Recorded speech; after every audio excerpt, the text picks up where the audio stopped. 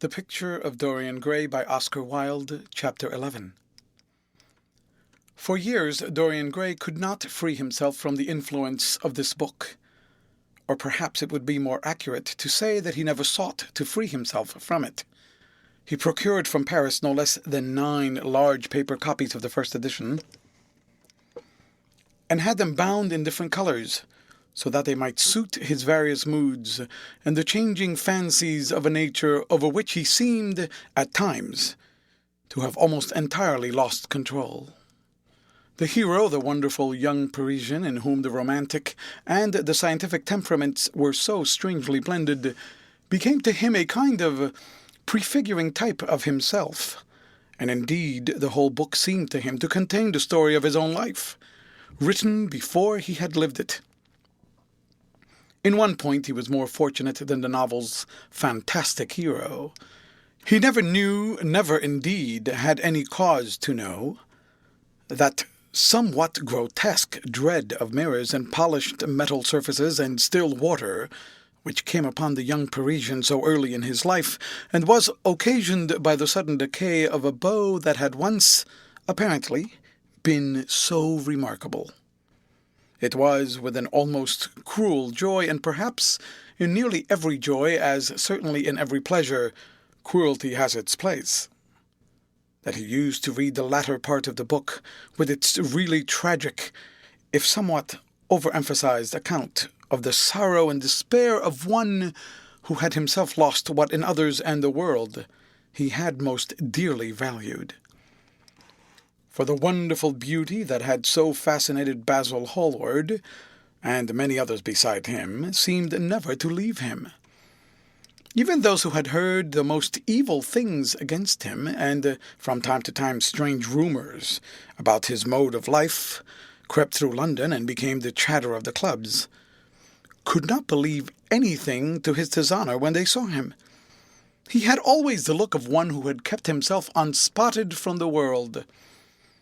Men who talked grossly became silent when Dorian Gray entered the room.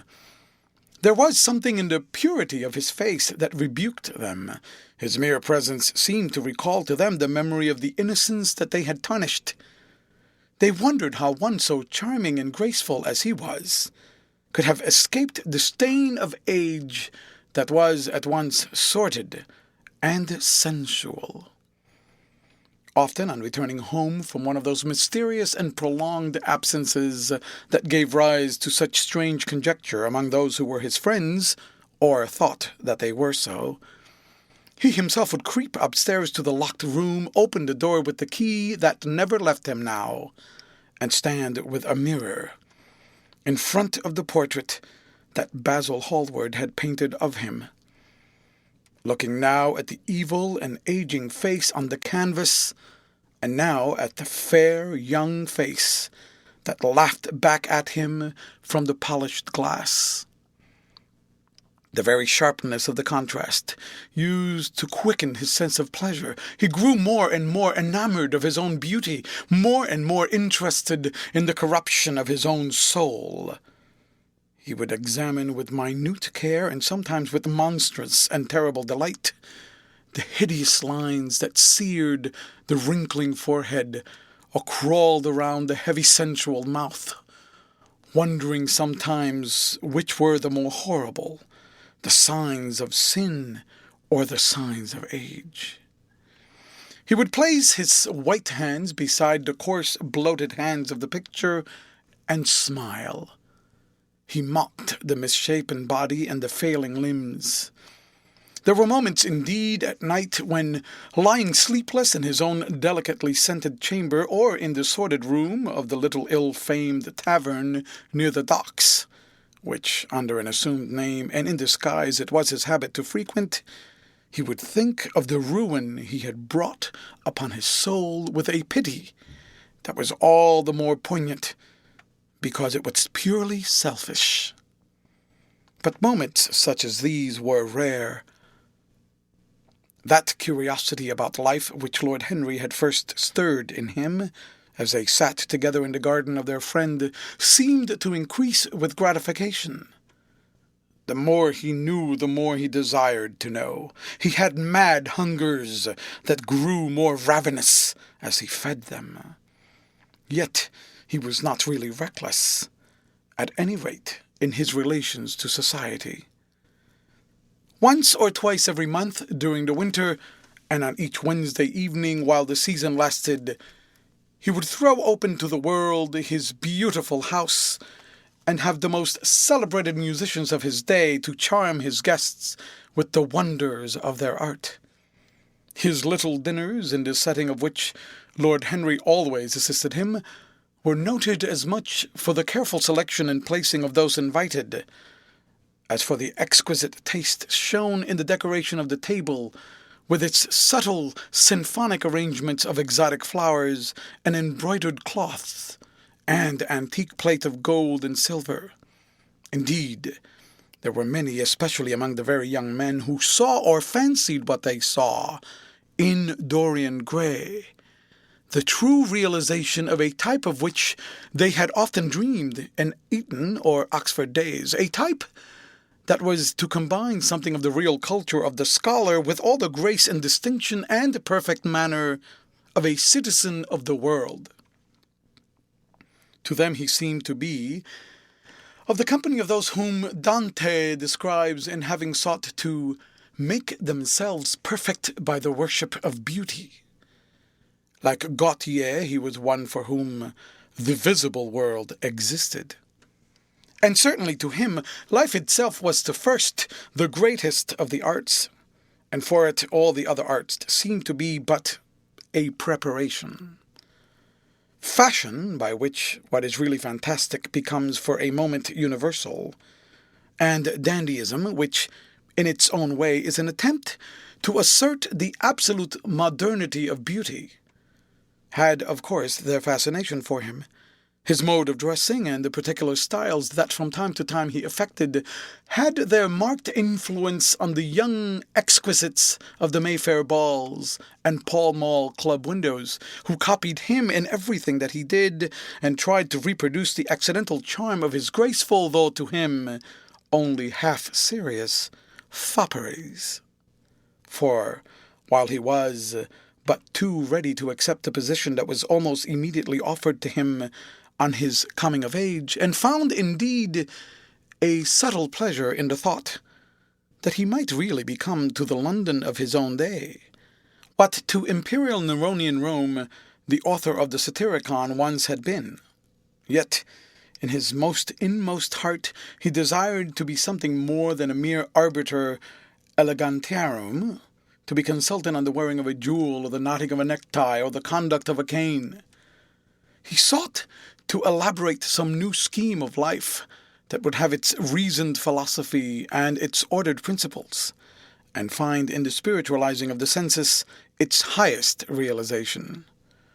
The worship of the senses has often, and with much justice, been decried, men feeling a natural instinct of terror about passions and sensations that seem stronger than themselves, and that they are conscious of sharing with the less highly organized forms of existence. But it appeared to Dorian Gray that the true nature of the senses had never been understood, and that they had remained savage and animal merely because the world had sought to starve them into submission, or to kill them by pain, instead of aiming at making them elements of a new spirituality, of which a fine instinct for beauty was to be the dominant characteristic. As he looked back upon man moving through history, he was haunted by a feeling of loss. So much had been surrendered, and to such little purpose. There had been mad, willful rejections, monstrous forms of torture and self-denial, whose origin was fear and whose result was a degradation infinitely more terrible than that fancied degradation from which, in their ignorance, they had sought to escape. Nature, in her wonderful irony, driving out the anchorite to feed with the wild animals of the desert, and giving to the hermit the beasts of the field as his companions. Yes, there was to be, as Lord Henry had prophesied, a new hedonism that was to recreate life and to save it from that harsh, uncomely Puritanism that is having in our own day its curious revival. It was to have its service of the intellect, certainly, yet it was never to accept any theory or system that would involve the sacrifice of any mode of passionate experience. Its aim, indeed, was to be experience itself, and not the fruits of experience, sweet or bitter as they might be. Of the asceticism that deadens the senses, as of the vulgar profligacy that dulls them, it was to know nothing. But it was to teach man to concentrate himself upon the moments of a life that is itself but a moment. There are few of us who have not sometimes wakened before dawn, either after one of those dreamless nights that make us almost enamored of death, or one of those nights of horror and misshapen joy, when through the chambers of the brain sweep phantoms more terrible than reality itself, an instinct with that vivid life that lurks in all grotesques, and that lends to Gothic art its enduring vitality. This art being, one might fancy, especially the art of those whose minds have been troubled with the malady of reverie. Gradually, white fingers creep through the curtains, and they appear to tremble. In black fantastic shapes, dumb shadows crawl into the corners of the room and crouch there. Outside there is the stirring of birds among the leaves, or the sound of men going forth to their work, or the sigh and sob of the wind coming down from the hills and wandering round the silent house, as though it feared to wake the sleepers, and yet must needs call forth sleep from her purple cave. Veil after veil of thin, dusky gauze is lifted, and by degrees the forms and colours of things are restored to them, and we watch the dawn remaking the world in its antique pattern. The wan mirrors get back their mimic life. The frameless tapers stand where we had left them, and beside them lies the half-cut book that we had been studying, or the wired flower that we had worn at the ball, or the letter that we had been afraid to read, or that we had read too often. Nothing seems to us changed. Out of the unreal shadows of the night comes back the real life that we had known.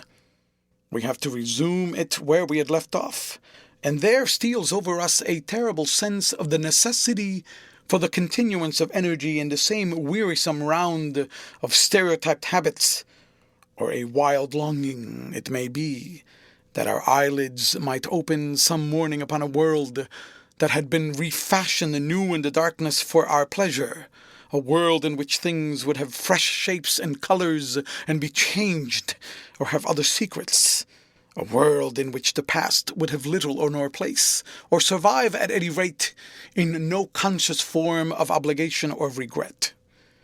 The remembrance even of joy having its bitterness, and the memories of pleasure their pain. It was the creation of such worlds as these that seemed to Dorian Gray to be the true object, or amongst the true objects of life.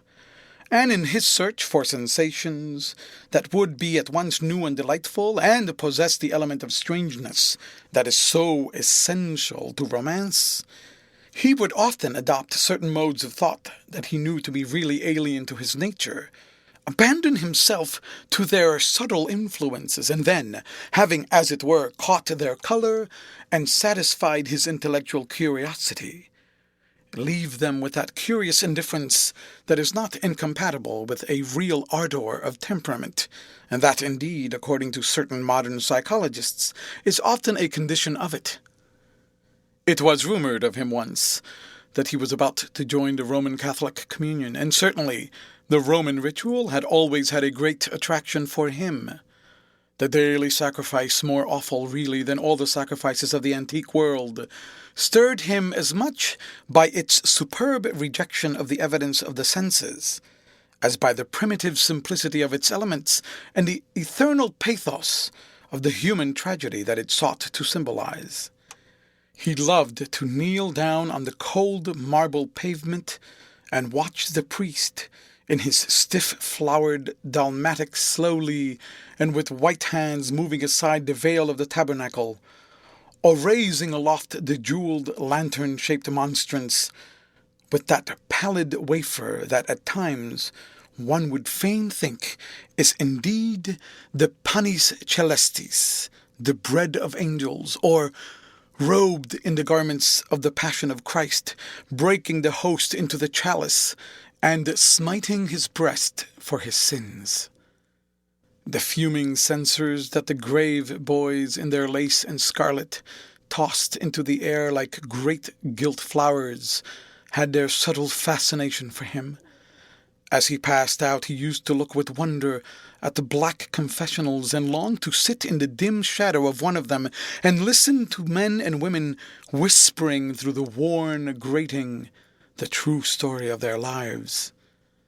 But he never fell into the error of arresting his intellectual development by any formal acceptance of creed or system, or of mistaking for a house in which to live an inn that is but suitable for the sojourn of a night, or for a few hours of a night in which there are no stars and the moon is in travail. Mysticism, with its marvelous power of making common things strange to us, and the subtle antinomianism that always seems to accompany it, moved him for a season.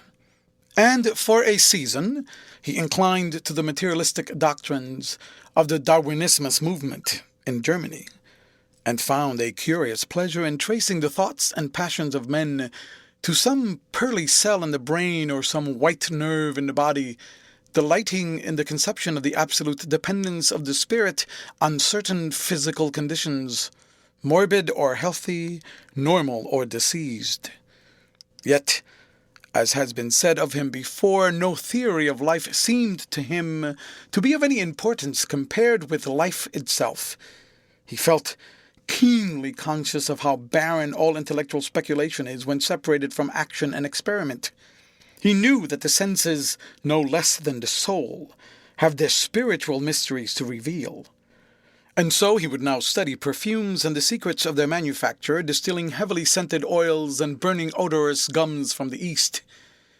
He saw that there was no mood of the mind that had not its counterpart in the sensuous life, and set himself to discover their true relations, wondering what there was in frankincense that made one mystical, and in ambergris that stirred one's passions, and in violets that woke the memory of the dead romances, and in musk that troubled the brain, and in champak that stained the imagination, and seeking often to elaborate a real psychology of perfumes, and to estimate the several influences of sweet-smelling roots and scented pollen-laden flowers, of aromatic balms, and of dark and fragrant woods, of spikenard that sickens, of Jovinia that makes men mad, and of aloes that are said to be able to expel melancholy from the soul.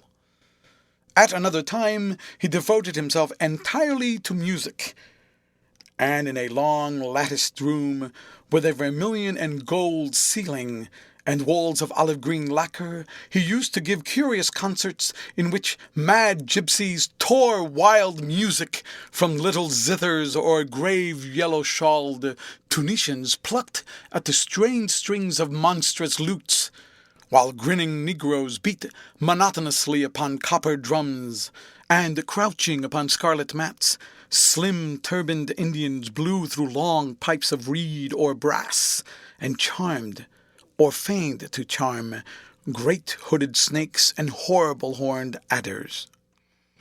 The harsh intervals and shrill discords of barbaric music stirred him at times when Schubert's Grace and Chopin's Beautiful Sorrows and the mighty harmonies of Beethoven himself fell unheeded on his ear.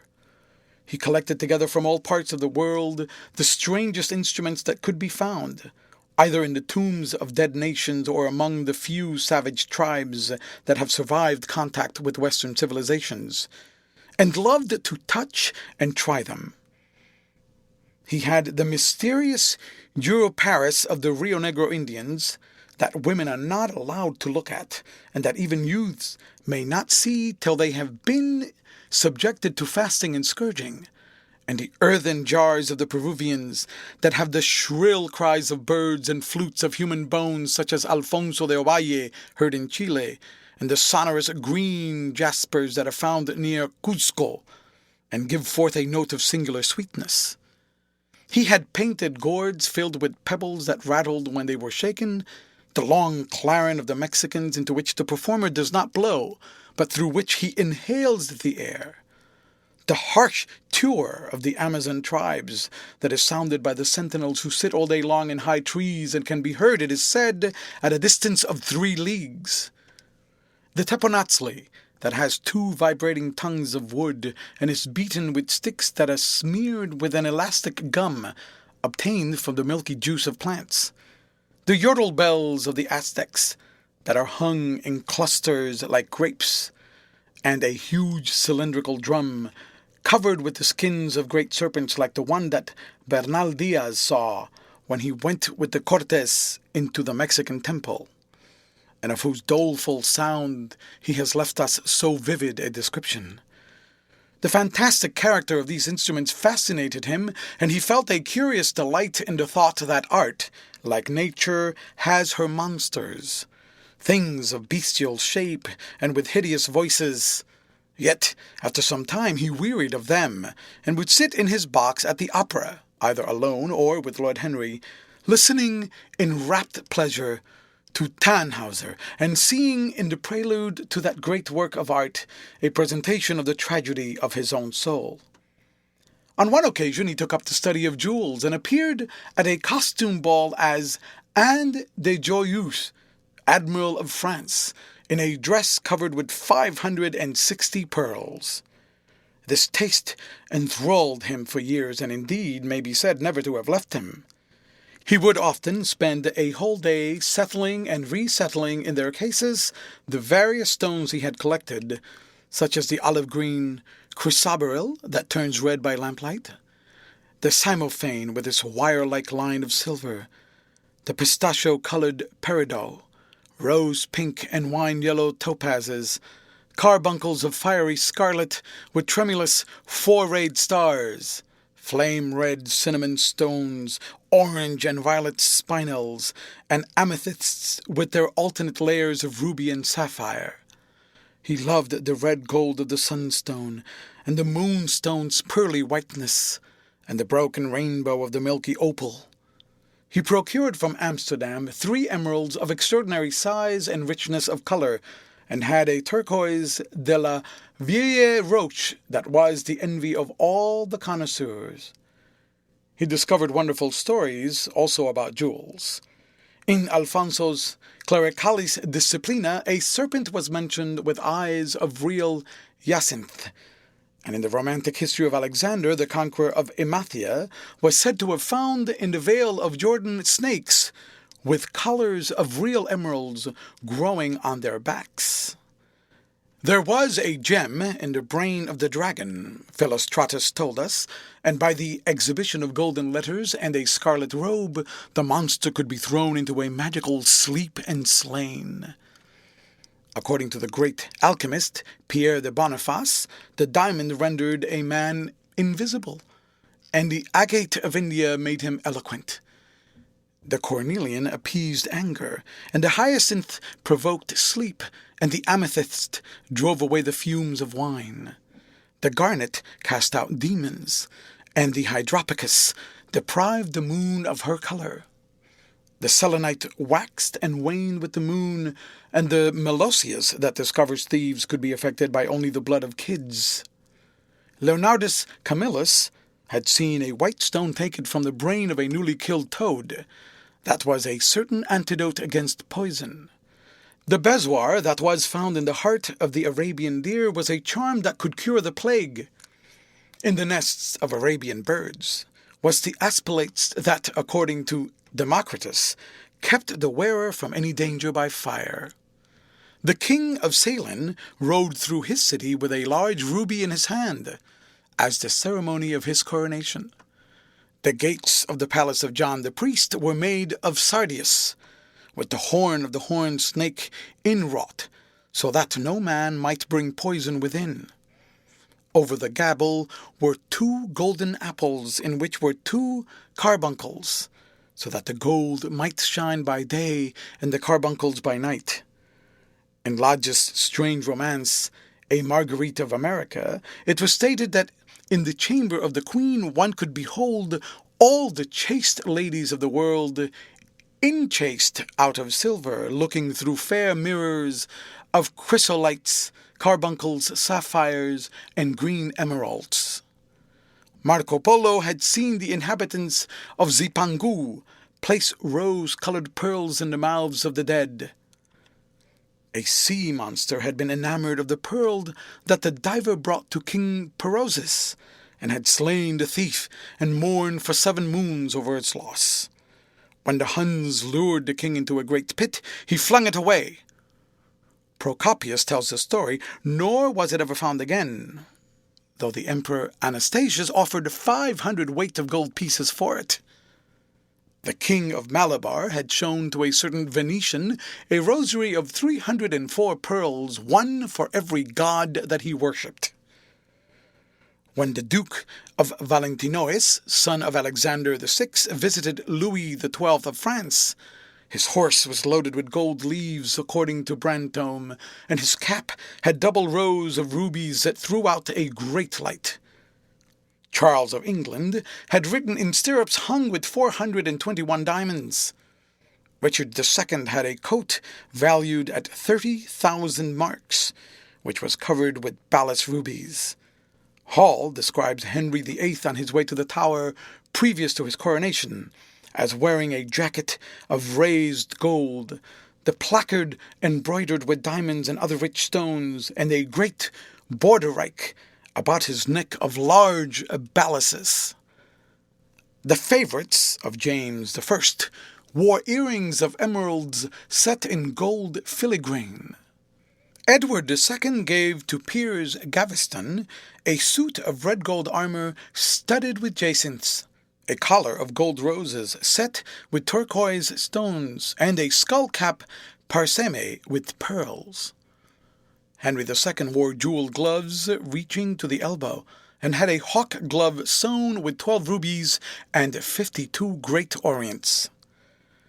The ducal hat of Charles the Rash, the last Duke of Burgundy of his race, was hung with pear-shaped pearls and studded with sapphires.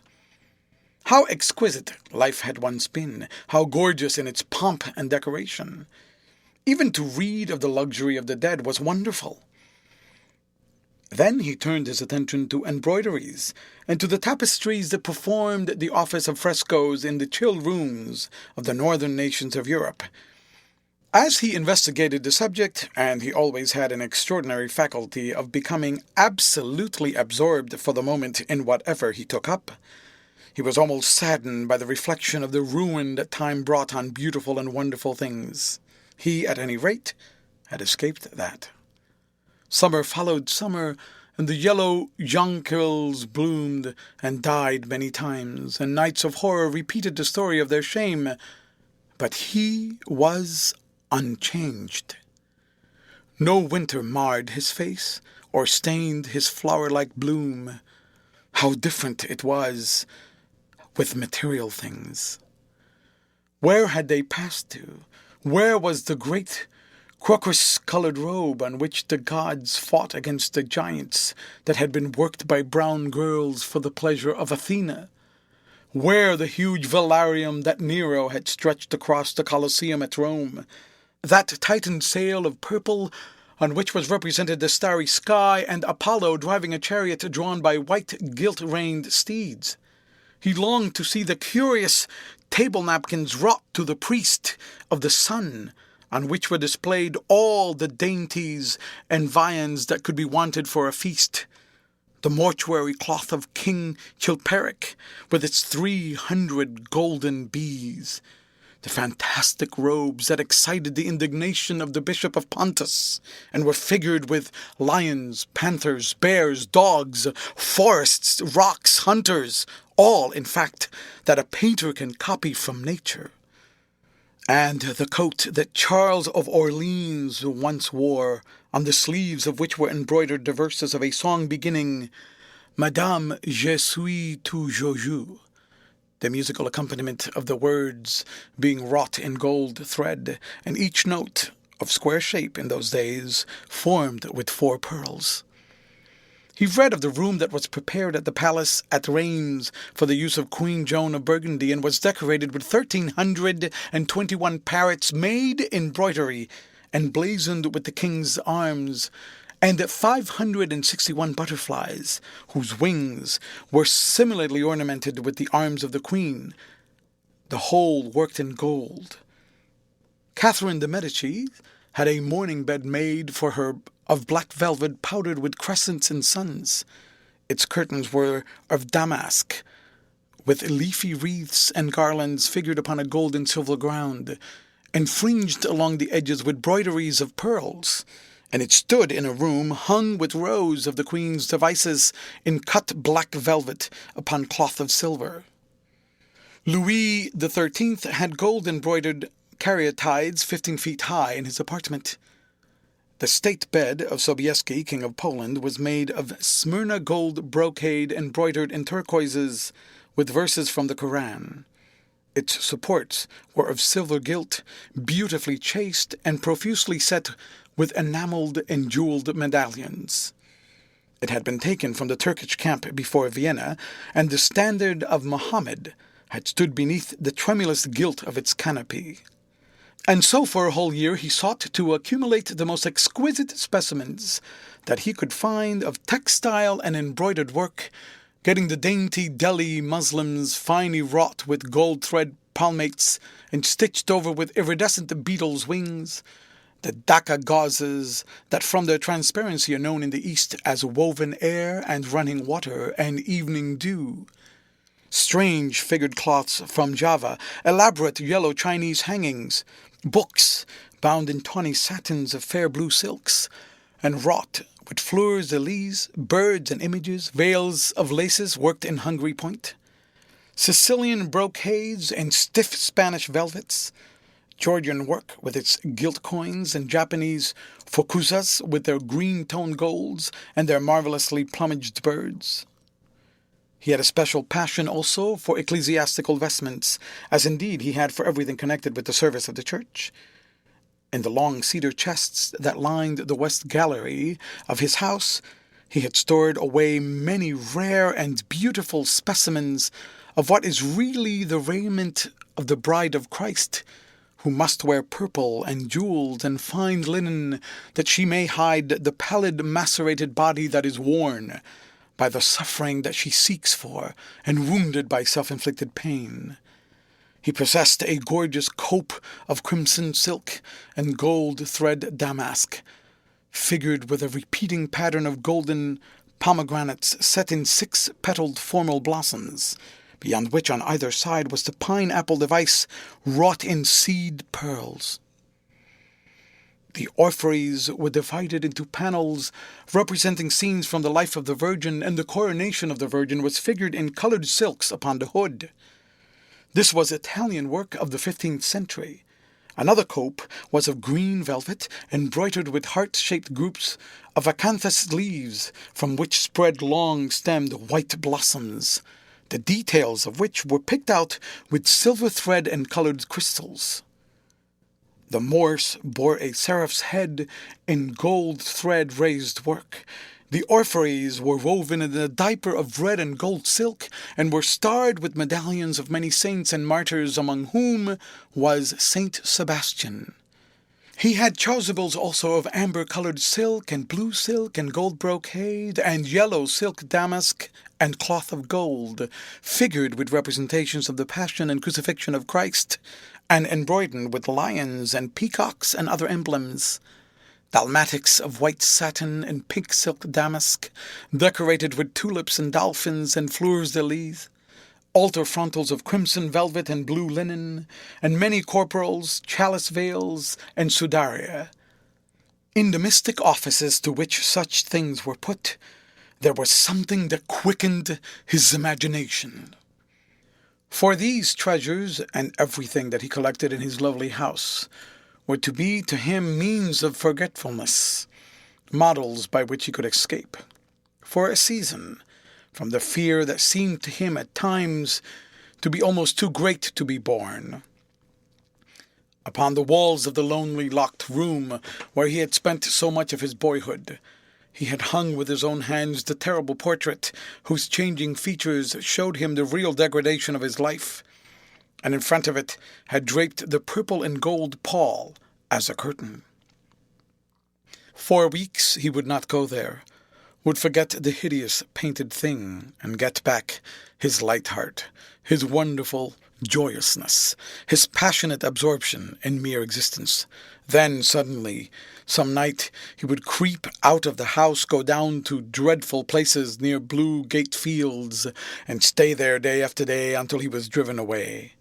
On his return, he would sit in front of the portrait with that pride of individualism that is half the fascination of sin, and smiling with secret pleasure at the misshapen shadow that had to bear the burden that should have been his own. After a few years he could not endure to be long out of England, and gave up the villa that he had shared at Trouville with Lord Henry, as well as the little white walled-in house at Algiers, where they had more than once spent the winter. He hated to be separated from the picture that was such a part of his life, and was also afraid that during his absence someone might gain access to the room, in spite of the elaborate bars that he had caused to be placed upon the door. He was quite conscious that this would tell them nothing. It was true that the portrait still preserved under all foulness and ugliness of the face its marked likeness to himself. But what could they learn from that? He would laugh at anyone who tried to taunt him. He had not painted it. What was it to him how vile and full of shame it looked? Even if he told them, would they believe it? Yet he was afraid. Sometimes he was down at his great house in Nottinghamshire, entertaining the fashionable young men of his own rank, who were his chief companions, and astounding the county by the wanton luxury and gorgeous splendor of his mode of life. He would suddenly leave his guests and rush back to town to see that the door had not been tampered with, and that the picture was still there. What if it should be stolen? The mere thought made him cold with horror. Surely the world would know his secret then. Perhaps the world already suspected it, for while he fascinated many, there were not a few who distrusted him. He was very nearly blackballed at a West End club, of which his birth and social position fully entitled him to become a member, and it was said that on one occasion when he was brought by a friend into the smoking room of the Churchill, the Duke of Berwick and another gentleman got up in a marked manner and went out. Curious stories became current about him after he had passed his 25th year. It was rumored that he had been seen brawling with foreign sailors in a low den in the distant parts of Whitechapel, and that he consorted with thieves and coiners and knew the mysteries of their trade. His extraordinary absences became notorious, and when he used to reappear again in society, men would whisper to each other in corners or pass him with a sneer, or look at him with cold, searching eyes, as though they were determined to discover his secret. Of such insolences and attempted slights he of course took no notice, and in the opinion of most people his frank debonair manner, his charming boyish smile, and the infinite grace of that wonderful youth that seemed never to leave him were in themselves a sufficient answer to the calumnies, for so they termed them, that were circulated about him.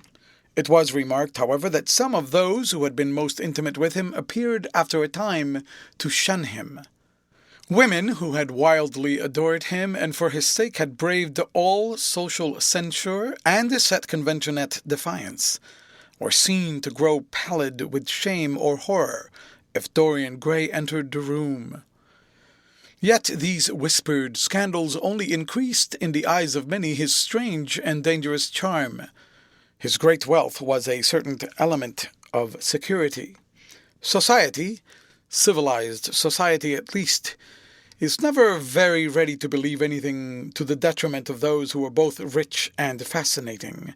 It feels instinctively that manners are of more importance than morals, and, in its opinion, the highest respectability is of much less value than the possession of a good chef. And after all, it is a very poor consolation to be told that the man who has given one a bad dinner or poor wine is irreproachable in his private life. Even the cardinal virtues cannot atone for half-cold entrees, as Lord Henry remarked once in a discussion on the subject, and there is possibly a good deal to be said for his view. For the canons of good society are or should be the same as the canons of art. Form is absolutely essential to it. It should have the dignity of a ceremony as well as its unreality, and should combine the insincere character of a romantic play with the wit and beauty that make such plays delightful to us. Is insincerity such a terrible thing? I think not. It is merely a method by which we can multiply our personalities. Such, at any rate, was Dorian Gray's opinion. He used to wonder at the shallow psychology of those who conceived the ego in man as a thing simple, permanent, reliable, and of one essence. To him, man was a being with myriad lives and myriad sensations, a complex, multiform creature that bore within itself strange legacies of thought and passion, and whose very flesh was tainted with the monstrous maladies of the dead. He loved to stroll through the gaunt, cold picture gallery of his country house and look at the various portraits of those whose blood flowed in his veins. Here was Philip Herbert, described by Francis Osborne in his memoirs on the reigns of Queen Elizabeth and King James, as one who was caressed by the court for his handsome face, which kept him not long company. Was it young Herbert's life that he sometimes led? Had some strange poisonous germ crept from body to body till it reached his own? Was it some dim sense of that ruined grace that had made him so suddenly and almost without cause give utterance in Basil Hallward's studio to the mad prayer that had so changed his life? Here, in gold-embroidered red doublet, jewelled surcoat, and gilt-edged ruff and wristbands, stood Sir Anthony Sherard, with his silver and black armour piled at his feet. What had this man's legacy been? Had the lover of Giovanna of Naples bequeathed him some inheritance of sin and shame? Were his own actions merely the dreams that the dead man had not dared to realize? Here, from the fading canvas, smiled Lady Elizabeth Devereux in her gauze hood, pearl stomacher, and pink-slashed sleeves. A flower was in her right hand, and her left clasped an enamelled collar of white and damask roses. On the table by her side lay a mandolin and an apple. There were large green rosettes upon her little pointed shoes. He knew her life and the strange stories that were told about her lovers. Had he something of her temperament in him? These oval, heavy-lidded eyes seemed to look curiously at him. What of George Willoughby, with his powdered hair and fantastic patches? How evil he looked! The face was saturnine and swarthy, and the sensual lips seemed to be twisted with disdain. Delicate lace ruffles fell over the lean yellow hands that were so overladen with rings. He had been a macaroni of the 18th century and the friend in his youth of Lord Ferrars. What of the second Lord Beckenham, the companion of the Prince Regent in his wildest days, and one of the witnesses at the secret marriage with Mrs. Fitzherbert? How proud and handsome he was with his chestnut curls and insolent pose! What passions had he bequeathed? The world had looked upon him as infamous. He had led the orgies at Carlton House. The star of the Garter glittered upon his breast. Beside him hung the portrait of his wife, a pallid, thin-lipped woman in black. Her blood also stirred within him. How curious it all seemed! And his mother, with her Lady Hamilton face and her moist wine-dashed lips, he knew what he had got from her. He had got from her his beauty and his passion for the beauty of others. She laughed at him in her loose bacchante dress. There were vine leaves in her hair. The purple spilled from the cup she was holding. The carnations of the painting had withered, but the eyes were still wonderful for their depth and brilliancy of color. They seemed to follow him wherever he went. Yet one had ancestors in literature as well as in one's own race, nearer perhaps in type and temperament, many of them, and certainly with an influence of which one was more absolutely conscious. There were times when it appeared to Dorian Gray that the whole of history was merely the record of his own life, not as he had lived it in act and circumstance, but as his imagination had created it for him, as it had been in his brain and in his passions. He felt that he had known them all, those strange, terrible figures that had passed across the stage of the world and made sin so marvelous and evil so full of subtlety. It seemed to him that in some mysterious way their lives had been his own. The hero of the wonderful novel that had so influenced his life had himself known this curious fancy.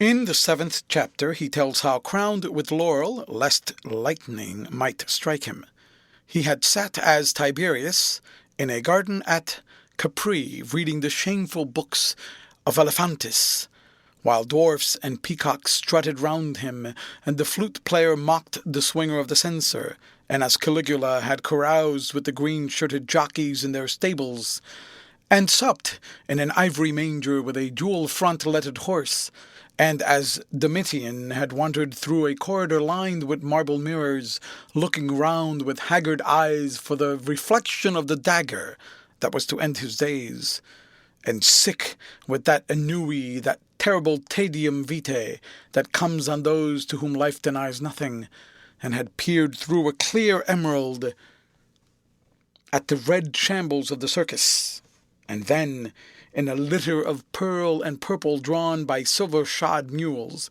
been carried through the street of pomegranates to a house of gold, and heard men cry, "On Nero Caesar," as he passed by, and as Elagabalus had painted his face with colors, and plied the distaff among the women, and brought the moon from Carthage, and given her in mystic marriage to the sun. Over and over again Dorian used to read this fantastic chapter and the 2 chapters immediately following, in which, as in some curious tapestries or cunningly wrought enamels, were pictured the awful and beautiful forms of those whom vice and blood and weariness had made monstrous or mad. Filippo, Duke of Milan, who slew his wife and painted her lips with a scarlet poison, that her lover might suck death from the dead thing he fondled. Pietro the Barbi, the Venetian, known as Paul II, who sought in his vanity to assume the title of Formosus, and whose tiara, valued at 200,000 florins, was bought at the price of a terrible sin. Gian Maria Visconti, who used hounds to chase living men and whose murdered body was covered with roses by a harlot who had loved him. The Borgia on his white horse, with fratricide riding beside him, and his mantle stained with the blood of Perotto. Pietro Riario, the young Cardinal Archbishop of Florence, child and minion of Sixtus IV, whose beauty was equalled only by his debauchery, and who received Leonora of Aragon in a pavilion of white and crimson silk, filled with nymphs and centaurs, and gilded a boy that he might serve at the feast as Ganymede or Hylas. A zealot whose melancholy could be cured only by the spectacle of death, and who had a passion for red blood as other men have for red wine, the son of the fiend, as was reported, and one who had cheated his father at dice when gambling with him for his own soul. Giambattista Cibo, who in mockery took the name of Innocent, and into whose torpid veins the blood of 3 lads was infused by a Jewish doctor.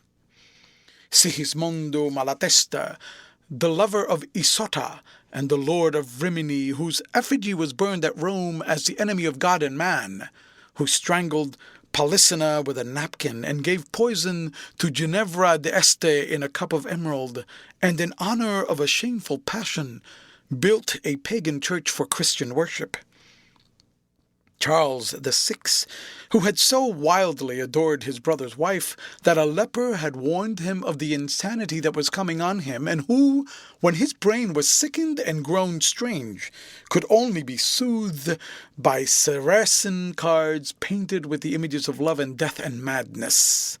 And in his trimmed jerkin and jewelled cap and acanthus-like curls, Grifanetto Baglioni, who slew Astorre with his bride, and Simonetto with his page, and whose comeliness was such that, as he lay dying in the yellow piazza of Perugia, those who had hated him could not choose but weep, and Atalanta, who had cursed him, blessed him. There was a horrible fascination in them all. He saw them at night, and they troubled his imagination in the day. The Renaissance knew of strange manners of poisoning by a helmet and a lighted torch, by an embroidered glove and a jeweled fan, by a gilded pomander and by an amber chain. Dorian Gray had been poisoned by a book. There were moments when he looked on evil simply as a mode through which he could realize his conception of the beautiful. End of chapter. Read by Jorge Acosta for Lit2Go on the web at fcit.usf.edu. The Picture of Dorian Gray by Oscar Wilde, Chapter 12. It was on the 9th of November, the eve of his own 38th birthday, as he often remembered afterwards. He was walking home about 11 o'clock from Lord Henry's, where he had been dining, and was wrapped in heavy furs as the night was cold and foggy. At the corner of Grosvenor Square and South Audley Street, a man passed him in the mist, walking very fast, and with the collar of his grey ulster turned up. He had a bag in his hand. Dorian recognized him. It was Basil Hallward. A strange sense of fear, for which he could not account, came over him. He made no sign of recognition and went on quickly in the direction of his own house. But Hallward had seen him. Dorian heard him first stopping on the pavement and then hurrying after him. In a few moments his hand was on his arm. "Dorian, what an extraordinary piece of luck! I have been waiting for you in your library ever since 9 o'clock. Finally I took pity on your tired servant and told him to go to bed, as he let me out. I am off to Paris by the midnight train, and I particularly wanted to see you before I left. I thought it was you, or rather your fur coat, as you passed me, but I wasn't quite sure. Didn't you recognize me?" "In this fog, my dear Basil, why, I can't even recognize Grosvenor Square. I believe my own house is somewhere about here, but I don't feel at all certain about it. I am sorry you are going away, as I have not seen you for ages, but I suppose you will be back soon." "No. I am going to be out of England for 6 months. I intend to take a studio in Paris and shut myself up till I've finished a great picture I have in my head. However, it wasn't about myself I wanted to talk. Here we are at your door. Let me come in for a moment. I have something to say to you." "I shall be charmed, but won't you miss your train?" said Dorian Gray languidly as he passed up the steps and opened the door with his latched key. The lamplight struggled out through the fog, and Hallward looked at his watch. "I have heaps of time," he answered. "The train doesn't go till 12:15, and it is only just 11. In fact, I was on my way to the club to look for you when I met you. You see, I shan't have any delay about luggage, as I've sent on my heavy things. All I have with me is this bag, and I can easily get to Victoria in 20 minutes. Dorian looked at him and smiled. What a way for a fashionable painter to travel! A Gladstone bag and an ulster. Come in, or the fog will get into the house, and mind, you don't talk about anything serious. Nothing is serious nowadays, at least nothing should be. Hallward shook his head as he entered, and followed Dorian into the library. There was a bright wood fire blazing in the large open hearth. The lamps were lit, and an open Dutch silver spirit case stood with some siphons of soda water and large cut-glass tumblers on a little margaretary table. You see, your servant made me quite at home, Dorian. He gave me everything I wanted, including your best gold-tipped cigarettes. He is a most hospitable creature. I like him much better than the Frenchman you used to have. What has become of the Frenchman, by the by? Dorian shrugged his shoulders. I believe he married Lady Radley's maid, and has established her in Paris as an English dressmaker. Anglomania is very fashionable over there now, I hear. It seems silly of the French, doesn't it? But, do you know, he is not at all a bad servant. I never liked him, but I had nothing to complain about. One often imagines things that are quite absurd. He was really very devoted to me and seemed quite sorry when he went away. Have another brandy and soda, or would you like a ℌ𝔞𝔫𝔞𝔥? I always take ℌ𝔞𝔫𝔞𝔥 myself. There is sure to be some in the next room. Thanks. I won't have anything more, said the painter, taking his cap and coat off and throwing them on the bag that he had placed in the corner. And now, my dear fellow, I want to speak to you seriously. Don't frown like that. You make it so much more difficult for me. What is it all about? Cried Dorian in his petulant way, flinging himself down on the sofa. I hope it's not about myself. I'm tired of myself tonight. I should like to be somebody else. It is about yourself, answered Hallward in his grave, deep voice. And I must say it to you. I shall only keep you half an hour. Dorian sighed and lit a cigarette. Half an hour, he murmured. It is not much to ask of you, Dorian, and it is entirely for your own sake that I am speaking. I think it right that you should know that the most dreadful things are being said against you in London. I don't wish to know anything about them. I love scandals about other people, but scandals about myself don't interest me. They've not got the charm of novelty. They must interest you, Dorian. Every gentleman is interested in his good name. You don't want people to talk of you as something vile and degraded? Of course you have your position and your wealth, and all that kind of thing, but position and wealth are not everything. Mind you, I don't believe these rumors at all. At least, I can't believe them when I see you. Sin is a thing that writes itself across a man's face. It cannot be concealed. People talk sometimes of secret vices. There are no such things. If a wretched man has a vice, it shows itself in the lines of his mouth, the droop of his eyelids, the moulding of his hands even. Somebody, I won't mention his name, but you know him, came to me last year to have his portrait done. I had never seen him before and had never heard anything about him at the time, though I have heard a good deal since. He offered an extravagant price. I refused him. There was something in the shape of his fingers that I hated. I know now that I was quite right in what I fancied about him. His life is dreadful, but you, Dorian, with your pure, bright, innocent face, and your marvelous, untroubled youth, I can't believe anything against you. And yet I see you very seldom, and you never come down to the studio now. And when I am away from you, I hear all these hideous things that people are whispering about you. I don't know what to say. Why is it, Dorian, that a man like the Duke of Berwick leaves the room of a club when you enter it? Why is it that so many gentlemen in London will neither go to your house or invite you to theirs? You used to be a friend of Lord Staverley. I met him at dinner last week. Your name happened to come up in conversation in connection with the miniatures you have lent to the exhibition at the Dudley. Staveley curled his lip and said that you might have the most artistic tastes, but that you were a man whom no pure-minded girl should be allowed to know, and whom no chaste woman should sit in the same room with. I reminded him that I was a friend of yours and asked him what he meant. He told me right out before everybody. It was horrible. Why is your friendship so fatal to young men? There was that wretched boy in the Guards who committed suicide. You were his great friend.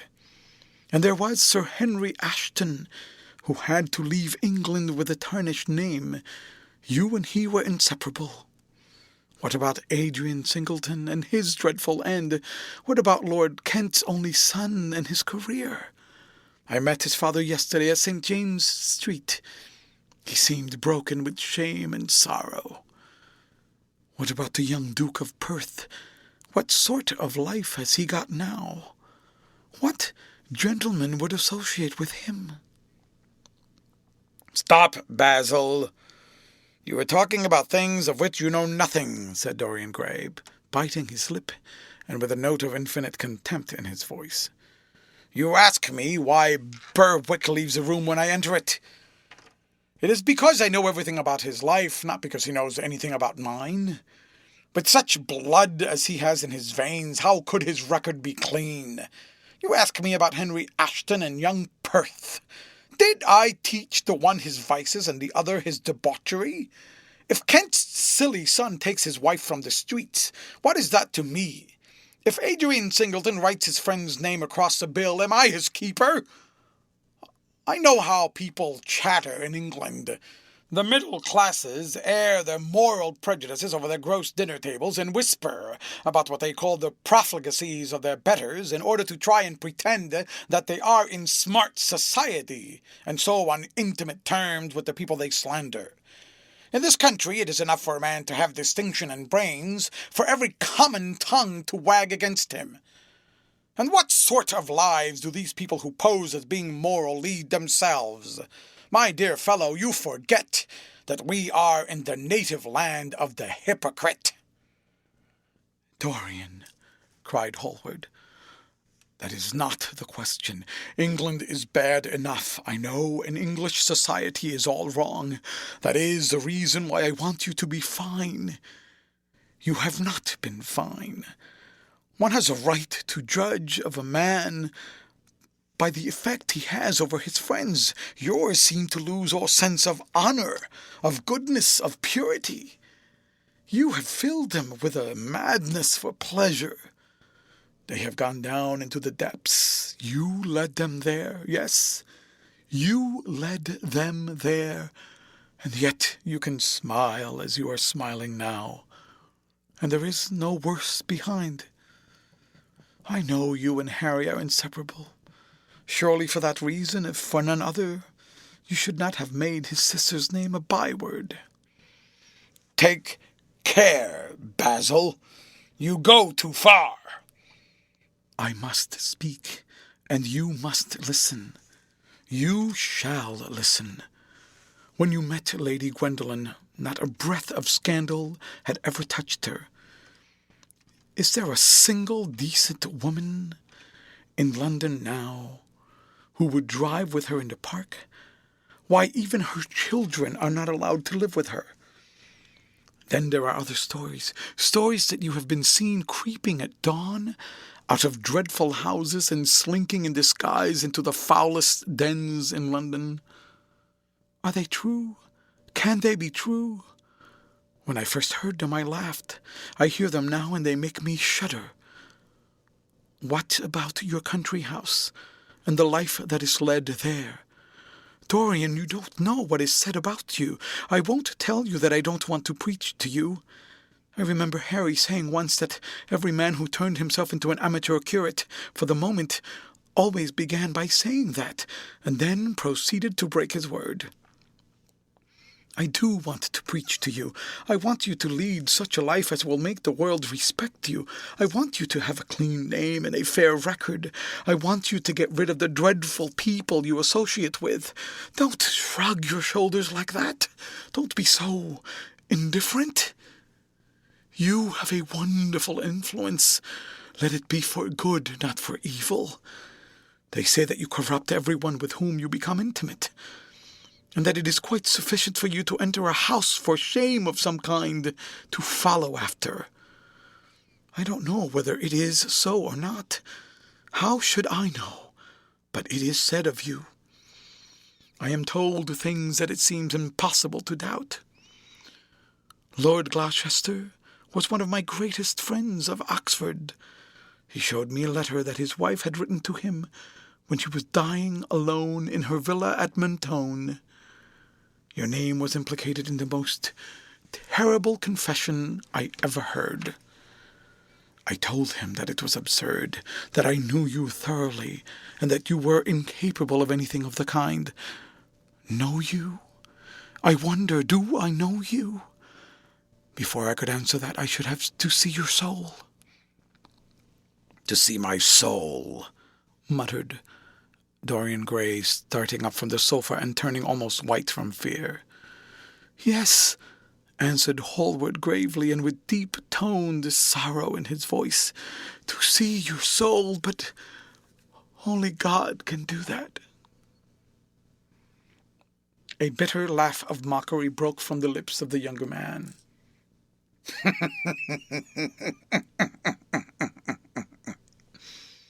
"You shall see it yourself tonight," he cried, seizing a lamp from the table. "Come, it is your handiwork. Why shouldn't you look at it? You can tell the world all about it afterwards if you choose. Nobody would believe you. If they did believe you, they would like me all the better for it. I know the age better than you do, though you will prate about it so tediously. Come, I tell you, you have chattered enough about corruption. Now you shall look on it face to face." There was a madness of pride in every word he uttered. He stamped his foot upon the ground in his boyish, insolent manner. He felt a terrible joy at the thought that someone else was to share his secret, and that the man who had painted the portrait was the origin of all his shame, was to be burdened for the rest of his life with the hideous memory of what he had done. "Yes," he continued, coming closer to him, and looking steadfastly into his stern eyes, "I shall show you my soul. You shall see the thing that you fancy only God can see." Hallward started back. "This is blasphemy, Dorian," he cried. "You must not say things like that. They are horrible, and they don't mean anything." "You think so?" He laughed again. "I know so. For what I said to you tonight, I said it for your own good. You know that I have been always a staunch friend for you." "Don't touch me. Finish what you have to say." A twisted flash of pain shot across the painter's face. He paused for a moment, and a wild feeling of pity came over him. After all, what right had he to pry into the life of Dorian Gray? If he had done a tithe of what was rumored about him, how much he must have suffered. Then he straightened himself up and walked over to the fireplace and stood there, looking at the burning logs with their frost-like ashes and their throbbing cores of flame. "I am waiting, Basil," said the young man in a hard, clear voice. He turned around. "What I have to say is this. You must give me some answer to these horrible charges that are made against you. If you tell me that they are absolutely untrue from beginning to end, I shall believe you. Deny them, Dorian, deny them. Can't you see what I am going through?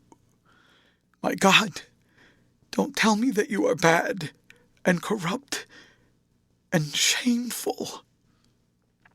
Dorian Gray smiled. There was a curl of contempt in his lips. "Come upstairs, Basil," he said quietly. "I keep a diary of my life from day to day, and it never leaves the room in which it is written. I shall show it to you if you come with me." "I shall come with you, Dorian, if you wish it. I see I have missed my train. That makes no matter. I can go tomorrow. But don't ask me to read anything tonight. All I want is a plain answer to my question." "That shall be given you upstairs." "I could not give it here." "You will not have to read long." End of chapter. Read by Jorge Acosta for Lit2Go on the web at fcit.usf.edu. The Picture of Dorian Gray by Oscar Wilde. Chapter 13. He passed out of the room and began the ascent, Basil Hallward following close behind. They walked softly as men do instinctively at night. The lamp cast fantastic shadows on the wall and staircase. A rising wind made some of the windows rattle. When they reached the top landing, Dorian set the lamp down on the floor and, taking out a key, turned it in the lock. "You insist on knowing, Basil?" he asked in a low voice. "Yes." "I am delighted," he answered, smiling. Then he added somewhat harshly, "You are the one man in the world who is entitled to know everything about me. You have had more to do with my life than you think." And, taking up the lamp, he opened the door and went in. A cold current of air passed them, and the light shot up for a moment in a flame of murky orange. He shuddered. "Shut the door behind you," he whispered, as he placed the lamp on the table. Hallward glanced around him with a puzzled expression. The room looked as if it had not been lived in for years. A faded Flemish tapestry, a curtained picture, an old Italian cassone, and an almost empty bookcase. That was all that it seemed to contain besides a chair and a table. As Dorian Gray was lighting a half-burned candle that was standing on the mantel shelf, he saw that the whole place was covered with dust and that the carpet was in holes. A mouse ran scuffling behind the wainscoting. There was a damp odor of mildew. "So you think that it is only God who sees the soul, Basil? Draw that curtain back and you will see mine." The voice that spoke was cold and cruel. "You are mad, Dorian, or playing a part," muttered Hallward, frowning. "You won't? Then I must do it myself," said the young man, and he tore the curtain from its rod and flung it onto the ground. An exclamation of horror broke from the painter's lips as he saw in the dim light the hideous face on the canvas grinning at him. There was something in his expression that filled him with disgust and loathing. Good heavens, it was Dorian Gray's own face that he was looking at. The horror, whatever it was, had not yet entirely spoiled that marvelous beauty. There was still some gold in the thinning hair and some scarlet on the sensual mouth. The sodden eyes had kept something of a loveliness of their blue. The noble curves had not yet completely passed away from the chiseled nostrils and from plastic throat. Yes, it was Dorian himself, but who had done it? He seemed to recognize his own brushwork, and the frame was his own design. The idea was monstrous. Yet he felt afraid. He seized a lighted candle and held it to the picture. In the left-hand corner was his own name, traced in long letters of bright vermilion. It was some foul parody, some infamous, ignoble satire. He had never done that. Still, it was his own picture. He knew it, and he felt as if his blood had changed in a moment from fire to sluggish ice. His own picture. What did it mean? Why had it altered? He turned and looked at Dorian Gray with the eyes of a sick man. His mouth twitched, and his parched tongue seemed unable to articulate. He passed his hand across his forehead. It was dank with clammy sweat. The young man was leaning against the mantel shelf, watching him with that strange expression that one sees on the faces of those who are absorbed in a play when some great artist is acting. There was neither real sorrow in it nor real joy. There was simply the passion of the spectator with perhaps a flicker of triumph in his eyes. He had taken the flower out of his coat and was smelling it, or pretending to do so. "What does this mean?" cried Hallward at last. His own voice sounded shrill and curious in his ears. "Years ago, when I was a boy," said Dorian Gray, crushing the flower in his hand, "you met me, flattered me, and taught me to be vain of my good looks. One day you introduced me to a friend of yours who explained to me the wonder of youth, and you finished the portrait of me that revealed to me the wonder of beauty. In a mad moment that even now I don't know whether I regret or not, I made a wish. Perhaps you would call it a prayer. I remember it. Oh, how well I remember it. No, the thing is impossible. The room is damp. Mildew has got into the canvas. The paints I used had some wretched mineral poison in them. I tell you, the thing is impossible." "Ah, what is impossible?" murmured the young man, going over to the window and leaning his forehead against the cold, mist-stained glass. "You told me you had destroyed it." "I was wrong. It has destroyed me." "I don't believe it is my picture." "Can't you see your ideal in it?" said Dorian bitterly. "My ideal, as you call it." "As you called it!" "There was nothing evil in it, nothing shameful. You were to me such an ideal as I shall never meet again. This is the face of a satyr." "It is the face of my soul." "Christ, what a thing I must have worshipped. It has the eyes of a devil." Each of us has heaven and hell in him, Basil, cried Dorian with a wild gesture of despair. Hallward turned again to the portrait and gazed at it. "My God, if it is true," he exclaimed, "and this is what you have made with your life, why, you must be worse even than those who talk against you fancy you to be." He held the light up against the canvas and examined it. The surface seemed to be quite undisturbed, and, as he had left it, it was from within, apparently, that the foulness and horror had come. Through some strange quickening of inner life, the leprosies of sin were slowly eating the thing away. The rotting of a corpse in a watery grave was not so fearful. His hand shook, and the candle fell from its socket on the floor and lay there sputtering. He placed his foot on it and put it out. Then he flung himself into the rickety chair that was standing by the table and buried his face in his hands. "Good God, Dorian, what a lesson! What an awful lesson!" There was no answer, but he could hear the young man sobbing at the window. "Pray, Dorian, pray," he murmured.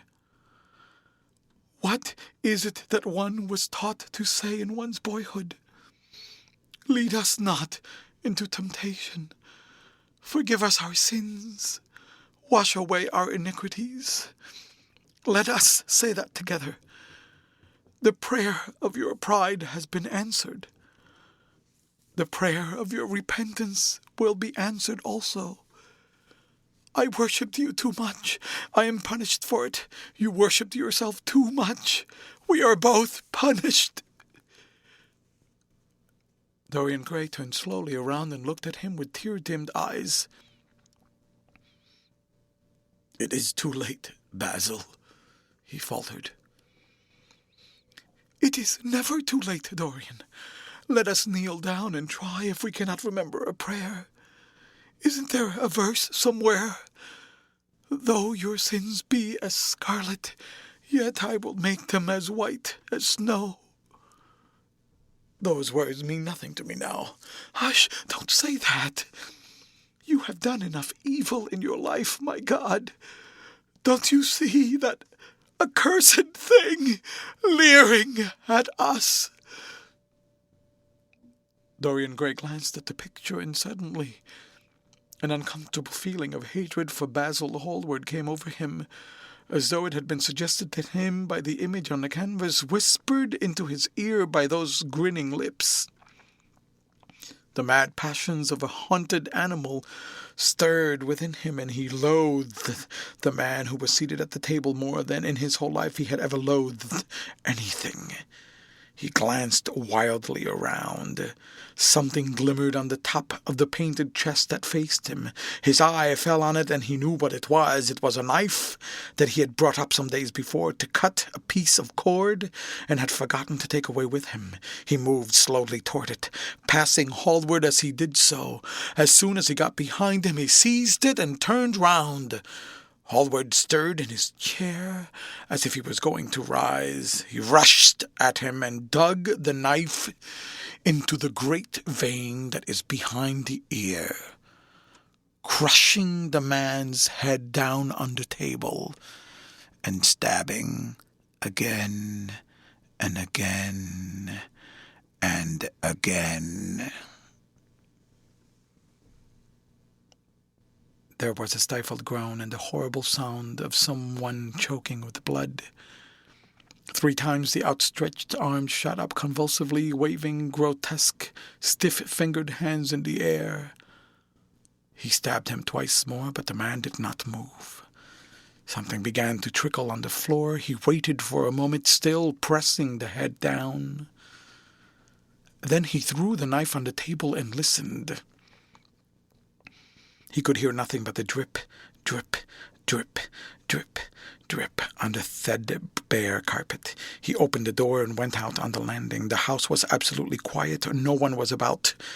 For a few seconds he stood bending over the balustrade and peering down into the black, seething well of blackness. Then he took out the key and returned to the room, locking himself in as he did so. The thing was seated in the chair, straining over the table with bowed head and humped back and long, fantastic arms.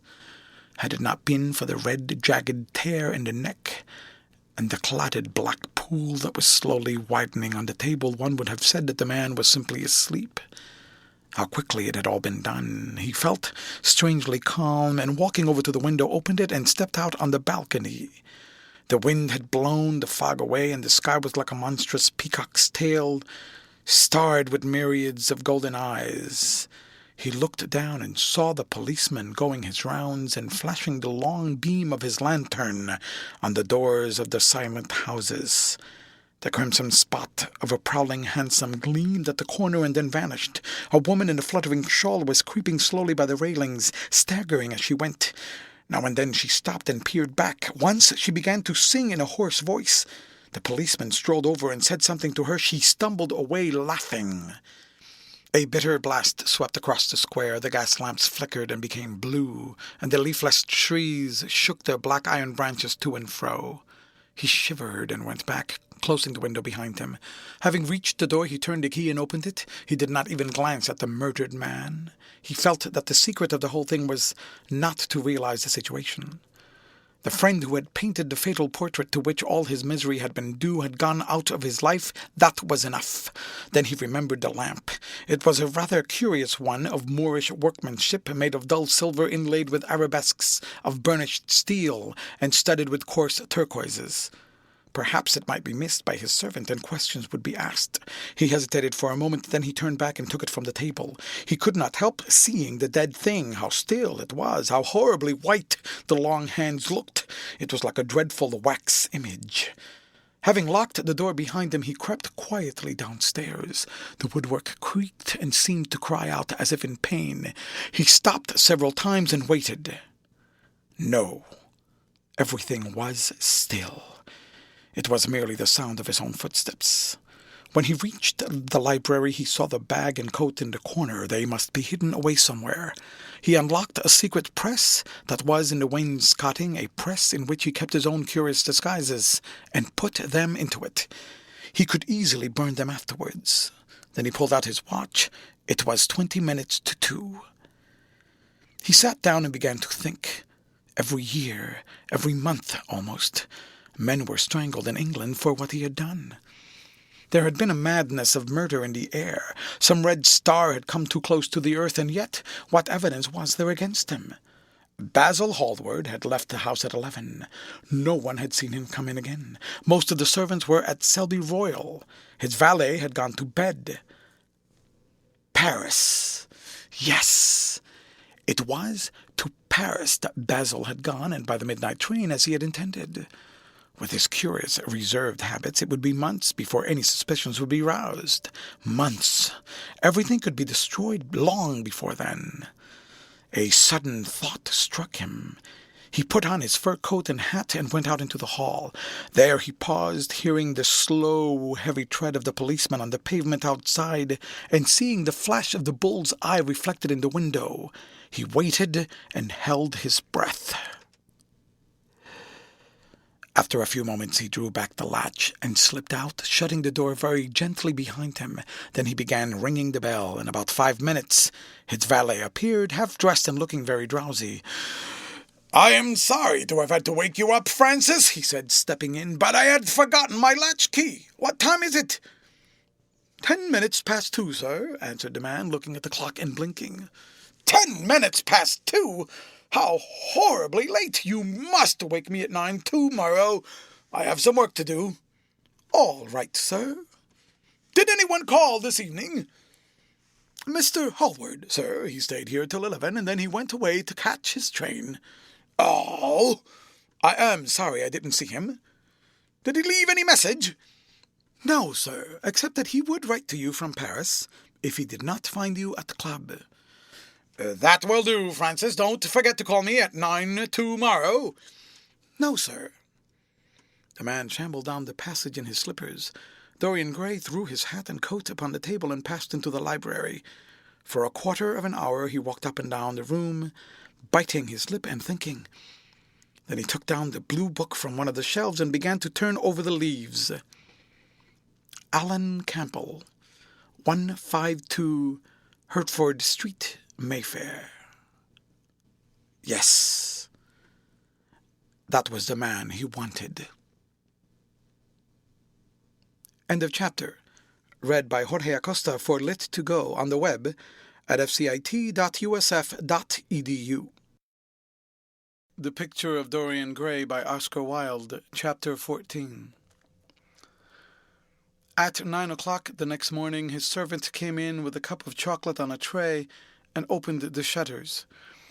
Dorian was sleeping quite peacefully, lying on his right side with one hand underneath his cheek.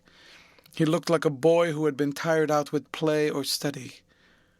The man had to touch him twice on the shoulder before he woke, and as he opened his eyes a faint smile passed across his lips, as though he had been lost in some delightful dream. Yet he had not dreamed at all. His night had been untroubled by any images of pleasure or of pain. But youth smiles without reason.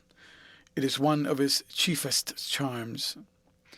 He turned round and, leaning upon his elbow, began to sip his chocolate. The mellow November sun came streaming into the room, the sky was bright, and there was a genial warmth in the air. It was almost like a morning in May. Gradually the events of the preceding night crept with silent, blood-stained feet into his brain, and reconstructed themselves there with terrible distinctness. He winced at the memory of all that he had suffered, and for a moment the same curious feeling of loathing for Basil Hallward that had made him kill him as he sat in the chair came back to him, and he grew cold with passion. The dead man was still sitting there too, and in the sunlight now. How horrible that was! Such hideous things were for the darkness, not for the day. He felt that if he brooded on what he had gone through, he would sicken or grow mad. There were sins whose fascination was more in the memory than in the doing of them. Strange triumphs that gratified the pride more than the passions and gave to the intellect a quickened sense of joy, greater than any joy they brought or could ever bring to the senses. But this was not one of them. It was a thing to be driven out of the mind, to be drugged with poppies, to be strangled lest it might strangle one itself.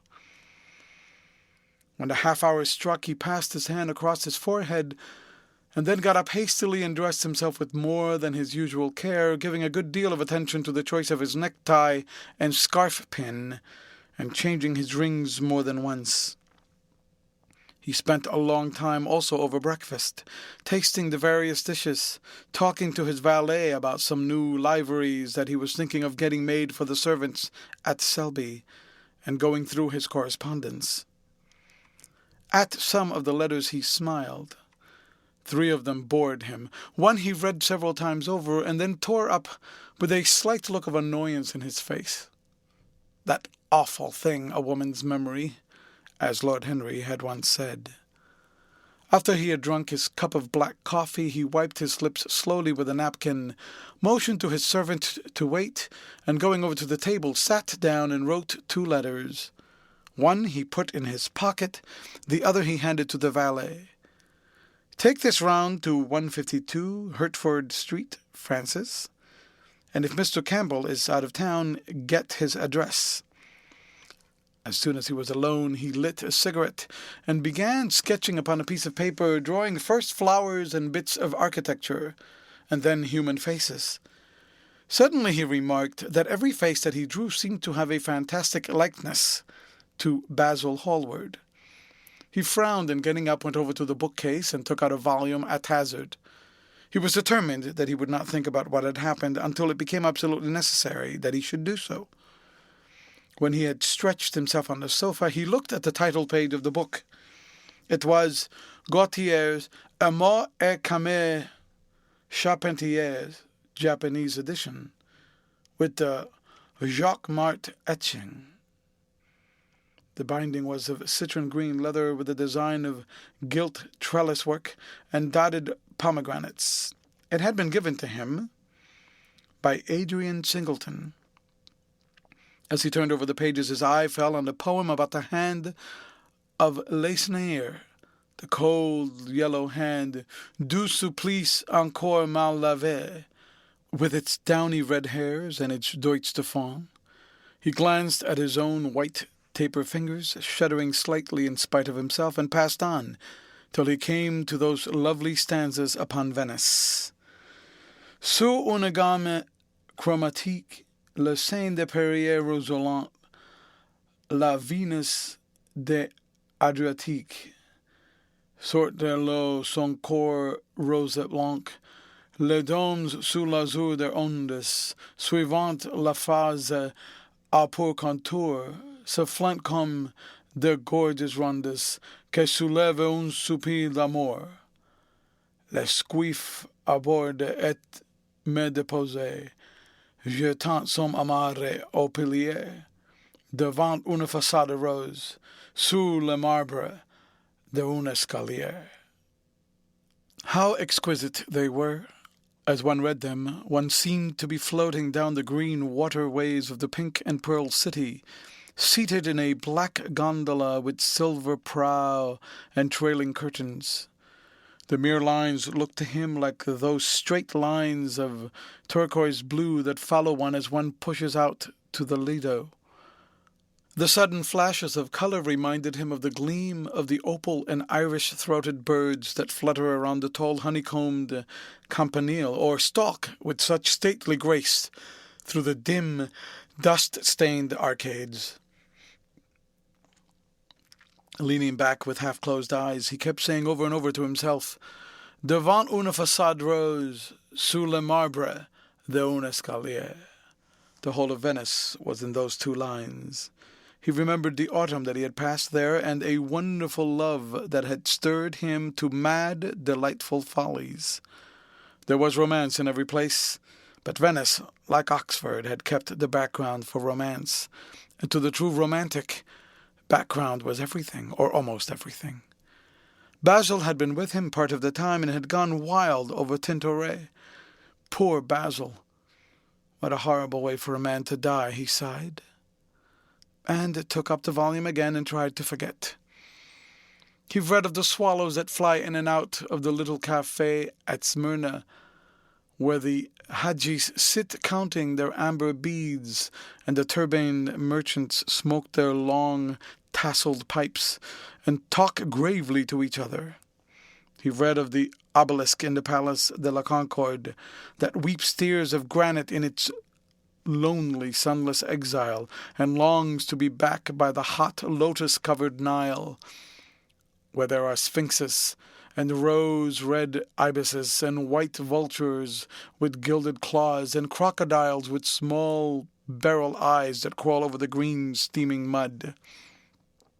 He began to brood over those verses which, drawing music from kiss-stained marble, tell of that curious statue that Gautier compares to a contralto voice, the monstre charmant that couches in the porphyry room of the Louvre. But after a time the book fell from his hand. He grew nervous, and a horrible fit of terror came over him. What if Alan Campbell should be out of England? Days would elapse before he would come back. Perhaps he might refuse to come. What could he do then? Every moment was of vital importance. They had been great friends once, 5 years before, almost inseparable indeed. Then the intimacy had come suddenly to an end. When they met in society now, it was only Dorian Gray who smiled. Alan Campbell never did. He was an extremely clever young man, though he had no real appreciation of the visible arts, and whatever little sense of the beauty of poetry he possessed, he had gained entirely from Dorian. His dominant intellectual passion was for science. At Cambridge he had spent a great deal of his time working in the laboratory, and had taken a good class in the natural science tripos of his year.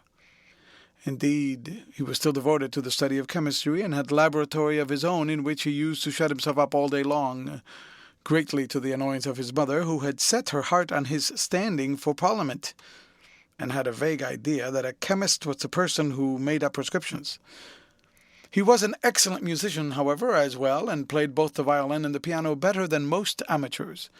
In fact, it was music that had first brought him and Dorian Gray together. Music and that indefinable attraction that Dorian seemed to be able to exercise whenever he wished, and indeed exercise often without being conscious of it. They had met at Lady Berkshire's the night that Rubinstein played there, and after that used to be always seen together at the opera or whatever good music was going on. For 18 months their intimacy lasted. Campbell was always either at Selby Royal in the Grosvenor Square. To him, as to many others, Dorian Gray was the type of everything that is wonderful and fascinating in life.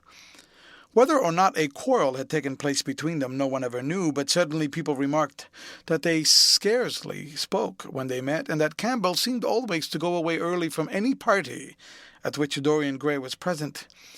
He had changed too, was strangely melancholy at times, appeared almost to dislike hearing music, and would never himself play, giving as his excuse, when he was called upon, that he was so absorbed in science that he had no time left in which to practice.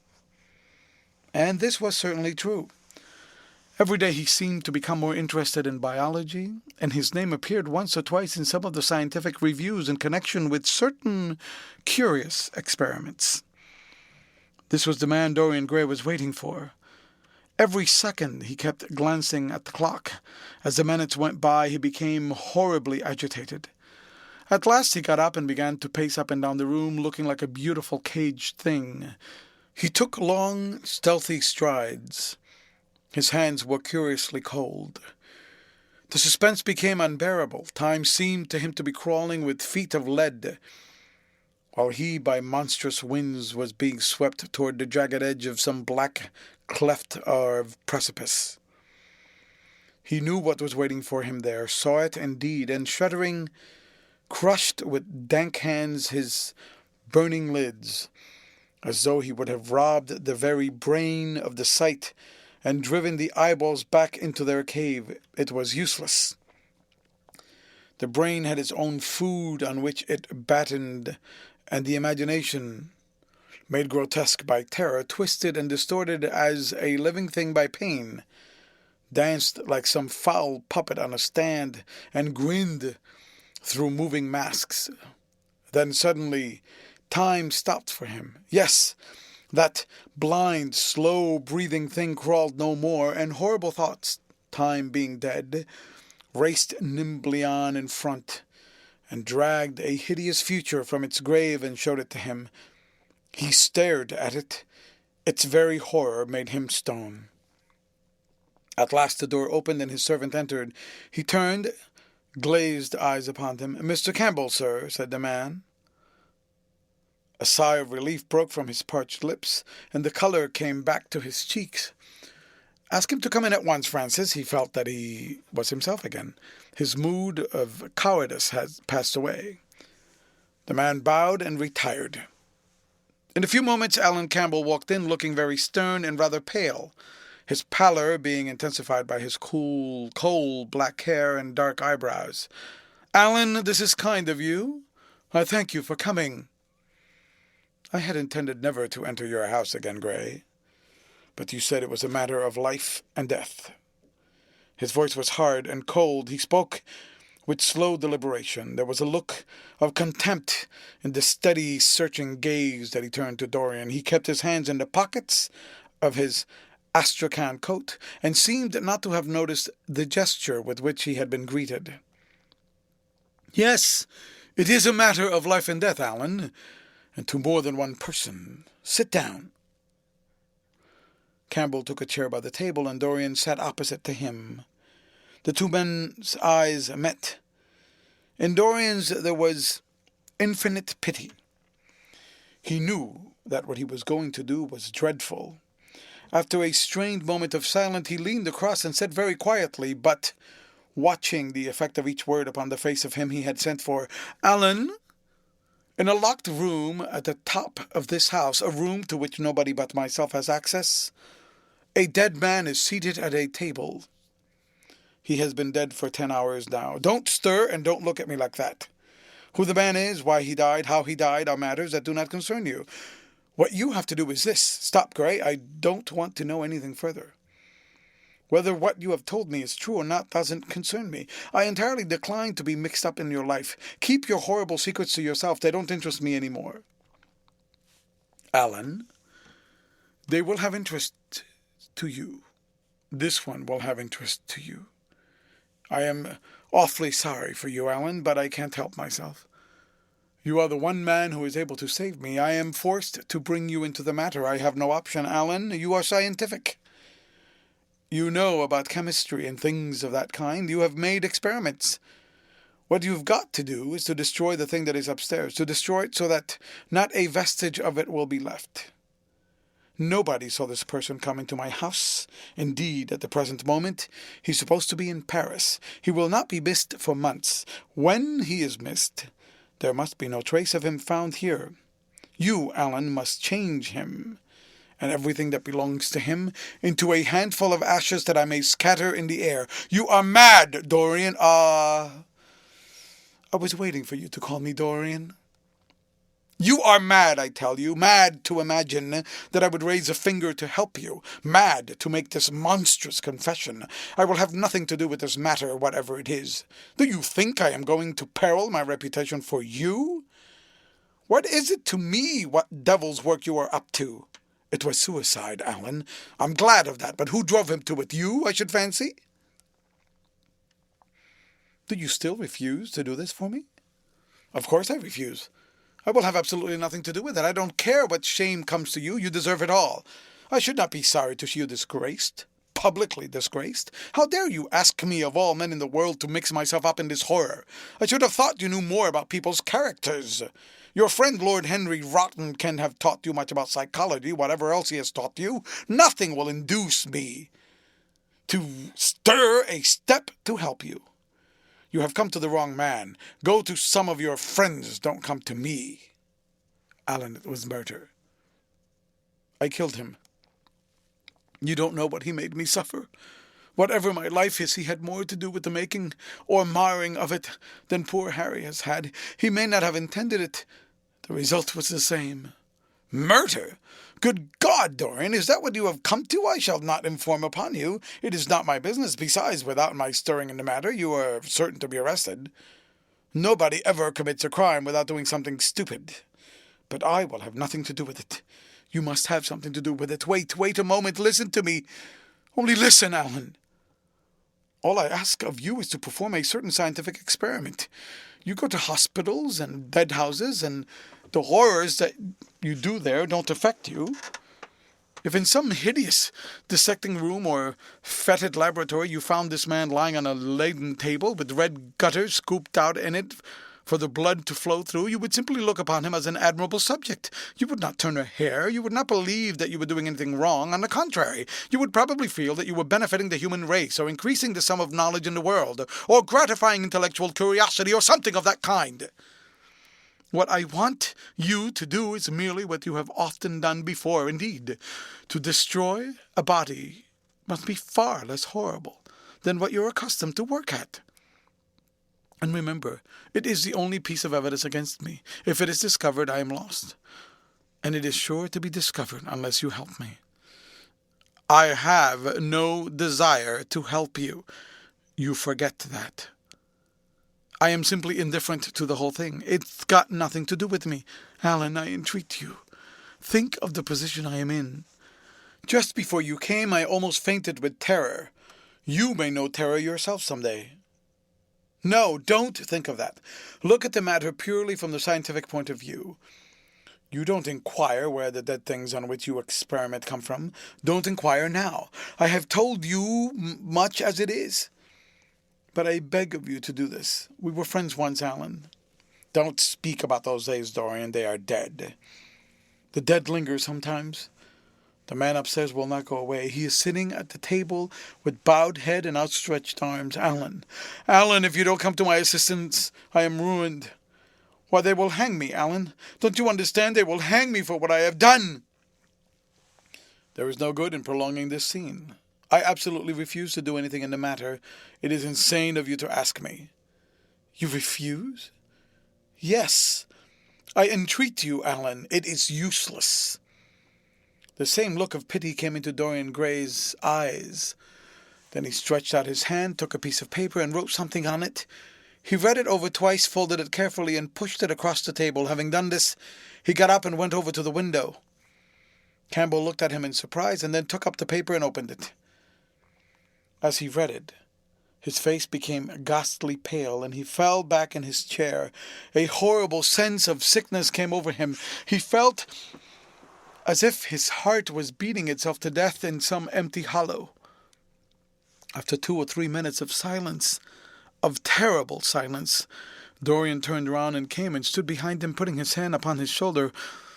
"I am so sorry for you, Alan," he murmured, "but you leave me no alternative. I have a letter written already. Here it is. You see the address. If you don't help me, I must send it. If you don't help me, I will send it. You know what the result will be. But you are going to help me. It is impossible for you to refuse now. I tried to spare you. You will do me the justice to admit that. You were stern, harsh, offensive. You treated me as no man has ever dared to treat me, no living man at any rate. I bore it all. Now it is for me to dictate terms." Campbell buried his face in his hands, and a shudder passed through him. "Yes, it is my turn to dictate terms, Alan. You know what they are. The thing is quite simple. Come, don't work yourself into this fever. The thing has got to be done. Face it and do it." A groan broke from Campbell's lips, and he shivered all over. The ticking of the clock on the mantelpiece seemed to him to be dividing time into separate atoms of agony, each of which was too terrible to be borne. He felt as if an iron ring was being slowly tightened round his forehead, as if the disgrace with which he was threatened had already come upon him. The hand upon his shoulder weighed like a hand of lead. It was intolerable. It seemed to crush him. "Come, Alan, you must decide at once." "I cannot do it," he said. Mechanically, as though words could alter things. "You must. You have no choice. Don't delay." He hesitated a moment. "Is there a fire in the room upstairs?" "Yes, there is a gas fire with asbestos."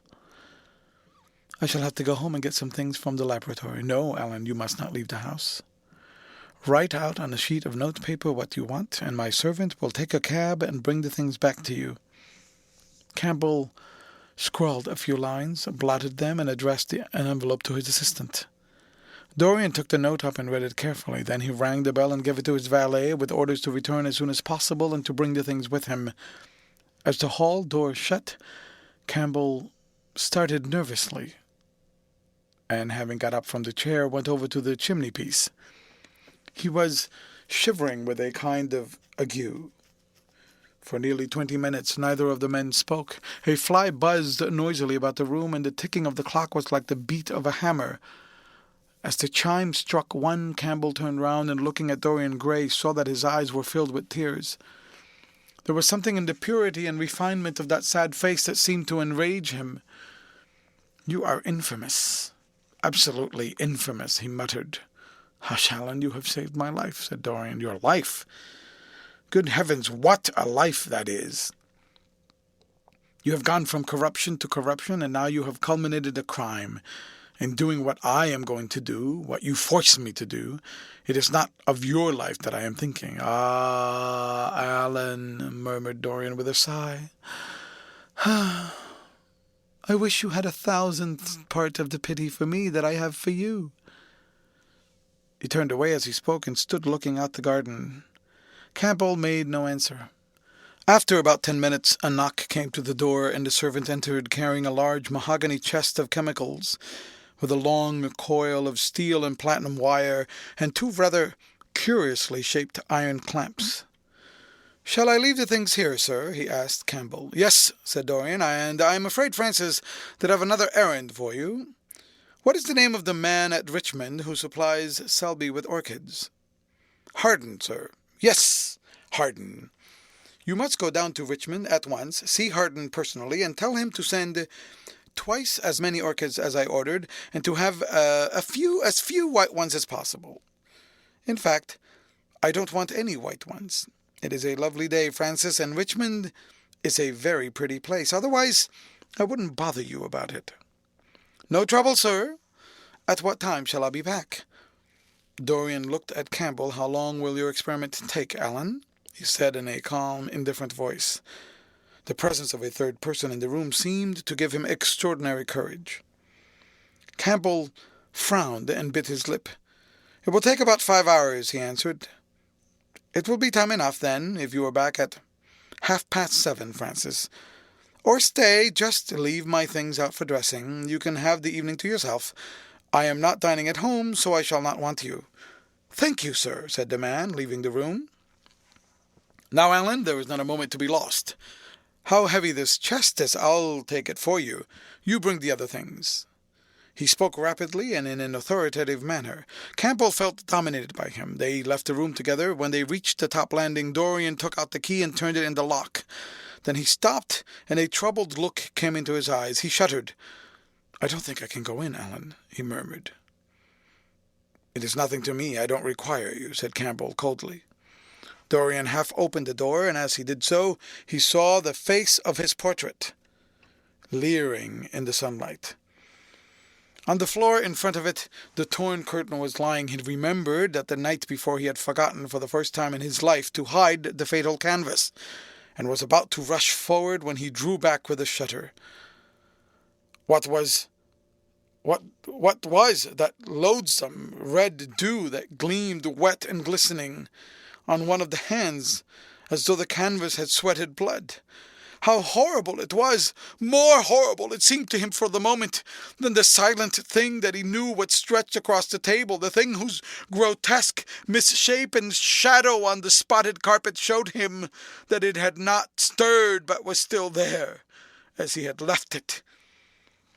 He heaved a deep breath, opened the door a little wider, and, with half-closed eyes and averted head, walked quickly in, determined that he would not look even once upon the dead man.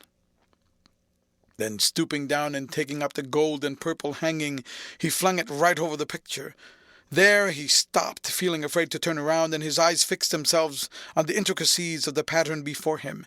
He heard Campbell bringing in the heavy chest and the irons and the other things that he had required for his dreadful work. He began to wonder if he and Basil Hallward had ever met, and if so, what they had thought of each other. "Leave me now," said the stern voice behind him. He turned and hurried out, just conscious that the dead man had been thrust back into the chair, and that Campbell was gazing into a glistening yellow face. As he was going downstairs, he heard the key being turned in the lock. It was long after 7 when Campbell came back into the library. He was pale but absolutely calm. "I have done what you have asked me to do," he said, "and now goodbye. Let us never see each other again." "You have saved me from ruin, Alan. I cannot forget that," said Dorian simply. As soon as Campbell had left, he went upstairs. There was a horrible smell of nitric acid in the room, but the thing that had been sitting at the table was gone. End of chapter. Read by ℒ for Lit to Go on the web at fcit.usf.edu. The Picture of Dorian Gray by Oscar Wilde. Chapter 15. That evening at 8:30, exquisitely dressed and wearing a large buttonhole of Parma violets, Dorian Gray was ushered into Lady Narborough's drawing-room by bowing servants. His forehead was throbbing with maddened nerves, and he felt wildly excited. But his manner, as he bent over his hostess's hand, was as easy and graceful as ever. Perhaps one never seems so much at one's ease as when one has to play a part. Certainly no one looking at Dorian Gray that night could have believed that he had passed through a tragedy as horrible as any tragedy of our age.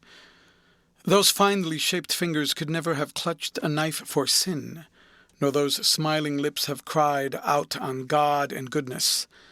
He himself could not help wondering at the calm of his demeanor, and for a moment felt keenly the terrible pleasure of a double life.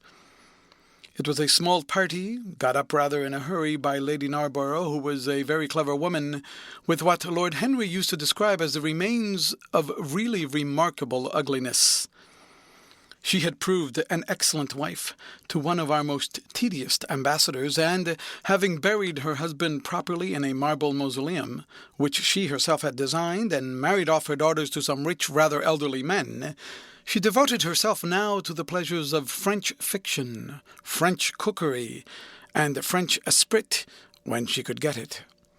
Dorian was one of her special favourites, and she always told him that she was extremely glad she had not met him in early life. "I know, my dear, I should have fallen madly in love with you," she used to say, "and thrown my bonnet right over the mills for your sake. It is most fortunate that you were not thought of at the time. As it was, our bonnets were so unbecoming, and the mills were so occupied in trying to raise the wind, that I had never had even a flirtation with anybody." However, that was all Narborough's fault. He was dreadfully short-sighted, and there is no pleasure in taking in a husband who never sees anything. Her guests this evening were rather tedious. The fact was, as she explained to Dorian, behind a very shabby fan, one of her married daughters had come up quite suddenly to stay with her, and to make matters worse, had actually brought her husband with her. "I think it is most unkind of her, my dear," she whispered. "Of course I go and stay with them every summer after I come from Hamburg, but then an old woman like me must have fresh air sometimes, and besides, I really wake them up. You don't know what an existence they lead down there. It is pure unadulterated country life. They get up early because they have so much to do, and go to bed early because they have so little to think about. There's not been a scandal in the neighbourhood since the time of Queen Elizabeth, and consequently they all fall asleep after dinner. You shan't sit next either of them. You shall sit by me and amuse me." Dorian murmured a graceful compliment and looked around the room. Yes, it was certainly a tedious party. Two of the people he had never seen before, and the others consisted of Ernest Hallowden, one of those middle-aged mediocrities so common in London clubs who have no enemies but are thoroughly disliked by their friends, Lady Ruckton, an overdressed woman of 47 with a hooked nose, who was always trying to get herself compromised, but was so peculiarly plain that to her great disappointment no one would ever believe anything against her, Mrs. Erlynne, a pushing nobody with a delightful lisp and Venetian red hair, Lady Alice Chapman, his hostess's daughter, a doughty, dull girl with one of those characteristic British faces that, once seen, are never remembered, and her husband, a red-cheeked, white-whiskered creature who, like so many of his class, was under the impression that inordinate joviality can atone for an entire lack of ideas. He was rather sorry he had come, till Lady Narborough, looking at the great ormolu gilt clock that sprawled in gaudy curves on the mauve-draped mantel-shelf, exclaimed, "How horrid of Henry Wotton to be so late! I sent round to him this morning on chance, and he promised faithfully not to disappoint me."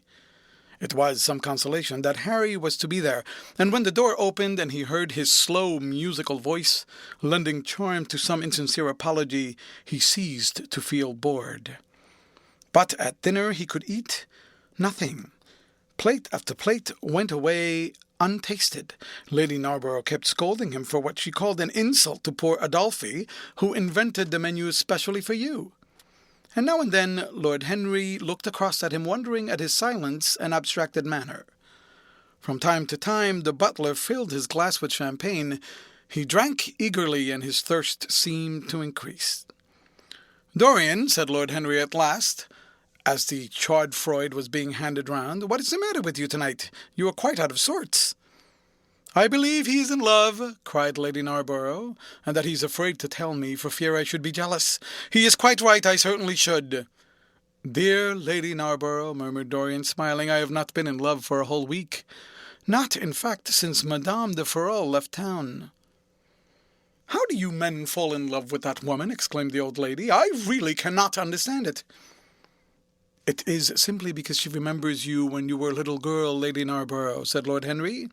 "She is the one link between us and your short frocks." She does not remember my short frocks at all, Lord Henry, but I remember her very well at Vienna 30 years ago, and how décolletée she was then. She is still décolletée, he answered, taking an olive in his long fingers, and when she is in a very smart gown, she looks like an edition de luxe of a bad French novel. She is really wonderful and full of surprises. Her capacity for family affection is extraordinary. When her third husband died, her hair turned quite gold from grief. "How can you, Harry?" cried Dorian. "It is a most romantic explanation," laughed the hostess. "But her third husband, Lord Henry, you don't mean to say Farrell is the fourth?" "Certainly, Lady Narborough. I don't believe a word of it." "Well, ask Mr. Grey. He is one of her most intimate friends." "Is it true, Mr. Grey?" "She assures me so, Lady Narborough," said Dorian. "I asked her whether, like Marguerite de Navarre, she had their hearts embalmed and hung at her girdle. She told me she didn't, because none of them had any hearts at all." "4 husbands? Upon my word, that is trop de zèle." "Trop d'audace, I tell her," said Dorian. "Oh, she is audacious enough for anything, my dear. And what is Farrell like?" "I don't know him." "The husbands of very beautiful women belong to the criminal classes," said Lord Henry, sipping his wine. Lady Narborough hit him with her fan. "Lord Henry, I am not at all surprised that the world says that you are extremely wicked." "But what world says that?" asked Lord Henry, elevating his eyebrows. "It can only be the next world. This world and I are on excellent terms." "Everybody I know says that you are very wicked," cried the old lady, shaking her head. Lord Henry looked serious for some moments. "It is perfectly monstrous," he said at last, "the way people go about nowadays, saying things against one behind one's back that are absolutely and entirely true." "Isn't he incorrigible?" cried Dorian, leaning forward in his chair. "I hope so," said his hostess, laughing. "But really, if you all worship Madame de Ferrol in this ridiculous way, I shall have to marry again so as to be in the fashion." "You will never marry again, Lady Narborough," broke in Lord Henry. "You were far too happy. When a woman marries again, it is because she detested her first husband. When a man marries again, it is because he adored his first wife. Women try their luck. Men risk theirs." "Narborough wasn't perfect," cried the old lady. "If he had been, you would not have loved him, my dear lady," was the rejoinder. "Women love us for our defects. If we have enough of them, they will forgive us everything, even our intellects. You will never ask me to dinner again after saying this, I am afraid, Lady Narborough, but it is quite true." "Of course it is true, Lord Henry. If we women did not love you for your defects, where would you all be? Not one of you would ever be married. You would be a set of unfortunate bachelors. Not, however, that would alter you much. Nowadays all the married men are like bachelors, and all the bachelors are like married men." "Fin de siècle," murmured Lord Henry. "Fin du globe," answered his hostess. "I wish it were fin de globe," said Dorian, with a sigh. "Life is a great disappointment." "Ah, my dear," cried Lady Narborough, putting on her gloves, "don't tell me that you have exhausted life. When a man says that, one knows that life has exhausted him. Lord Henry is very wicked, and I sometimes wish that I had been, but you are made to be good. You look so good. I must find you a nice wife. Lord Henry, don't you think that Mr. Grey should get married?" "I am always telling him so, Lady Narborough," said Lord Henry with a bow. "Well, we must look out for a suitable match for him. I shall go through Debrett carefully tonight and draw out a list of all the eligible young ladies." "With their ages, Lady Narborough?" asked Dorian. "Of course, with their ages, slightly edited. But nothing must be done in a hurry. I want it to be what the Morning Post calls a suitable alliance, and I want you both to be happy." "What nonsense people talk about happy marriages," exclaimed Lord Henry. "A man can be happy with any woman as long as he does not love her." "Ah, what a cynic you are," cried the old lady, pushing back her chair and nodding to Lady Ruxton. "You must come and dine with me soon again. You are really an admirable tonic, much better than what Sir Andrew prescribes for me. You must tell me what people you would like to meet, though. I want it to be a delightful gathering." "I like men who have a future and women who have a past," he answered.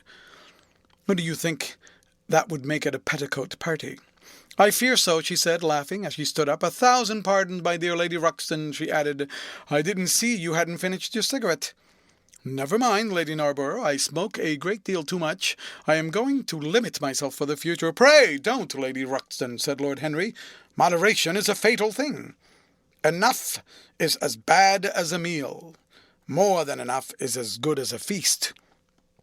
Lady Ruxton glanced at him curiously. "You must come and explain that to me some afternoon, Lord Henry. It sounds a fascinating theory," she murmured, as she swept out of the room. "Now, mind you don't stay too long over your politics and scandal," cried Lady Narborough from the door. "If you do, we are sure to squabble upstairs." The men laughed, and Mr. Chapman got up solemnly from the foot of the table and came up to the top. Dorian Gray changed his seat and went and sat by Lord Henry. Mr. Chapman began to talk in a loud voice about the situation in the House of Commons. He guffawed at his adversaries. The word doctrinaire, word full of terror to the British mind, reappeared from time to time between his explosions. An alliterative prefix served as an ornament of oratory. He hoisted the Union Jack on the pinnacles of thought. The inherited stupidity of the race, sound English common sense he jovially termed it, was shown to be the proper bulwark for society. A smile curved Lord Henry's lips, and he turned round and looked at Dorian. "Are you better, my dear fellow?" he asked. "You seemed rather out of sorts at dinner." "I am quite well, Harry. I am tired, that is all." "You were charming last night. The little Duchess is quite devoted to you. She tells me she's going down to Selby. She has promised to come on the 20th. Is Monmouth to be there too?" "Oh, yes, Harry. He bores me dreadfully, almost as much as he bores her. She is very clever, too clever for a woman. She lacks the indefinable charm of weakness. It is the feet of clay that make the gold of the image precious. Her feet are very pretty, but they are not feet of clay. White porcelain feet, if you like. They have been through the fire, and what fire does not destroy, it hardens. She has had experiences." "How long has she been married?" asked Dorian. "An eternity, she tells me. I believe, according to the peerage, it is 10 years, but 10 years with Monmouth must have been like an eternity, with time thrown in. Who else is coming?" "Oh, the Willoughbys, Lord Rugby, and his wife, our hostess. Geoffrey Clouston, the usual set. I've asked Lord Grothian." "I like him," said Lord Henry. "A great many people don't, but I find him charming. He atones for being occasionally somewhat overdressed by being always absolutely overeducated. He is a very modern type." "I don't know if he will be able to come, Henry. He may have to go to Monte Carlo with his father. What a nuisance people's people are." "Try and make him come. By the way, Dorian, you ran off very early last night. You left before 11. What did you do afterwards? Did you go straight home?" Dorian glanced at him hurriedly and frowned. "No, Harry," he said at last. "I did not get home till nearly 3. "Did you go to the club?" "Yes," he answered. Then he bit his lip. "No, I don't mean that. I didn't go to the club. I walked about. I forget what I did." "How inquisitive you are, Harry. You always want to know what one has been doing. I always want to forget what I have been doing. I came in 2:30, if you wish to know the exact time. I had left my latchkey at home, and my servant had to let me in. If you want any corroborative evidence on the subject, you can ask him." Lord Henry shrugged his shoulders. "My dear fellow, as if I cared." "Let us go up to the drawing-room." "No, sherry, thank you, Mr. Chapman." "Something has happened to you, Dorian. Tell me what it is. You are not yourself tonight." "Don't mind me, Harry. I'm irritable and out of temper. I shall come round and see you tomorrow or next day. Make my excuses to Lady Narborough. I shan't go upstairs. I shall go home. I must go home." "All right, Dorian. I dare say that I shall see you tomorrow at tea-time. The Duchess is coming." "I will try to be there, Harry," he said, leaving the room. As he drove back to his own house, he was conscious that the sense of terror he thought he had strangled had come back to him. Lord Henry's casual questioning had made him lose his nerves for the moment, and he wanted his nerves still. Things that were dangerous had to be destroyed. He winced. He hated the idea of even touching them. Yet it had to be done. He realized that and when he had locked the door to his library, he opened the secret press into which he had thrust Basil Hallward's coat and bag. A huge fire was blazing. He piled another log on it. The smell of the singeing clothes and burning leather was horrible. It took him 3/4 of an hour to consume everything. At the end he felt faint and sick, and having lit some Algerian pastilles in a pierced copper brazier, he bathed his hands and forehead with a cool musk-scented vinegar. Suddenly he started. His eyes grew strangely bright, and he gnawed nervously at his underlip. Between two of the windows stood a large Florentine cabinet made out of ebony and inlaid with ivory and blue lapis. He watched it as though it were a thing that could fascinate and make afraid, as though it held something that he longed for and yet almost loathed. His breath quickened. A mad craving came over him. He lit a cigarette and then threw it away. His eyelids drooped till the long fringed lashes almost touched his cheek, but he still watched the cabinet. At last he got up from the sofa on which he had been lying, went over to it, and having unlocked it, touched some hidden spring. A triangular drawer passed slowly out. His fingers moved instinctively toward it, dipped in and closed on something. It was a small Chinese box of black and gold dust lacquer, elaborately wrought, the sides patterned with curved waves, and the silken cords hung with round crystals and tasseled in plaited metal threads. He opened it. Inside was a green paste, waxy in luster, the odor curiously heavy and persistent. He hesitated for some moments with a strangely immobile smile upon his face, then shivering. Though the atmosphere of the room was terribly hot, he drew himself up and glanced at the clock. It was 20 minutes to 12. He put the box back, shutting the cabinet doors as he did so, and went into his bedroom. As midnight was striking bronze blows upon the dusky air, Dorian Gray, dressed commonly with a muffler wrapped around his throat, crept quietly out of his house. In Bond Street he found a hansom with a good horse. He hailed it, and in a low voice gave the driver an address. The man shook his head. "It is too far for me," he muttered. "Here is a sovereign for you," said Dorian. "You shall have another if you drive fast." "All right, sir," answered the man. "You will be there in an hour." And after his fare had got in, he turned his horse around and drove rapidly towards the river. End of chapter, read by Leo Nides for lit2go at fcit.usf.edu. The Picture of Dorian Gray by Oscar Wilde, Chapter 16. A cold rain began to fall, and the blurred street lamps looked ghastly in the dripping mist. The public houses were just closing, and dim men and women were clustering in broken groups round their doors. From some of the bars came the sound of horrible laughter. In others drunkards brawled and screamed. Lying back in the hansom with his hat pulled over his forehead, Dorian Gray watched with listless eyes the sordid shame of the great city, and now and then he repeated to himself the words that Lord Henry had said to him on the first day they had met: "To cure the soul by means of the senses, and the senses by means of the soul." Yes, that was the secret. He had often tried it, and would try it again now.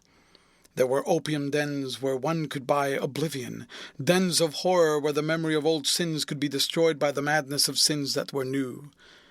The moon hung low in the sky like a yellow skull. From time to time a huge misshapen cloud stretched a long arm across and hid it. The gas lamps grew fewer, and the streets more narrow and gloomy.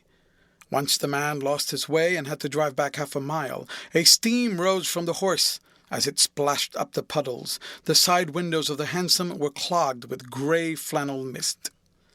To cure the soul by means of the senses, and the senses by means of the soul. How the words rang in his ears! His soul certainly was sick to death. Was it true that the senses could cure it? Innocent blood had been spilled. What could atone for that? Ah, for that there was no atonement. But though forgiveness was impossible, forgetfulness was possible still, and he was determined to forget, to stamp the thing out, to crush it, as one would crush the adder that had stung once. Indeed, what right had Basil to have spoken to him as he had done? Who had made him a judge over others? He had said things that were dreadful, horrible, not to be endured. On and on plodded the hansom, going slower, it seemed to him, at each step. He thrust up the strap and called to the man to drive faster. The hideous hunger for opium began to gnaw at him. His throat burned and his delicate hands twitched nervously together. He struck at the horse madly with his stick. The driver laughed and whipped up. He laughed in answer, and the man was silent. The way seemed interminable, and the streets like black web of some sprawling spider. The monotony became unbearable, and as the mist thickened, he felt afraid.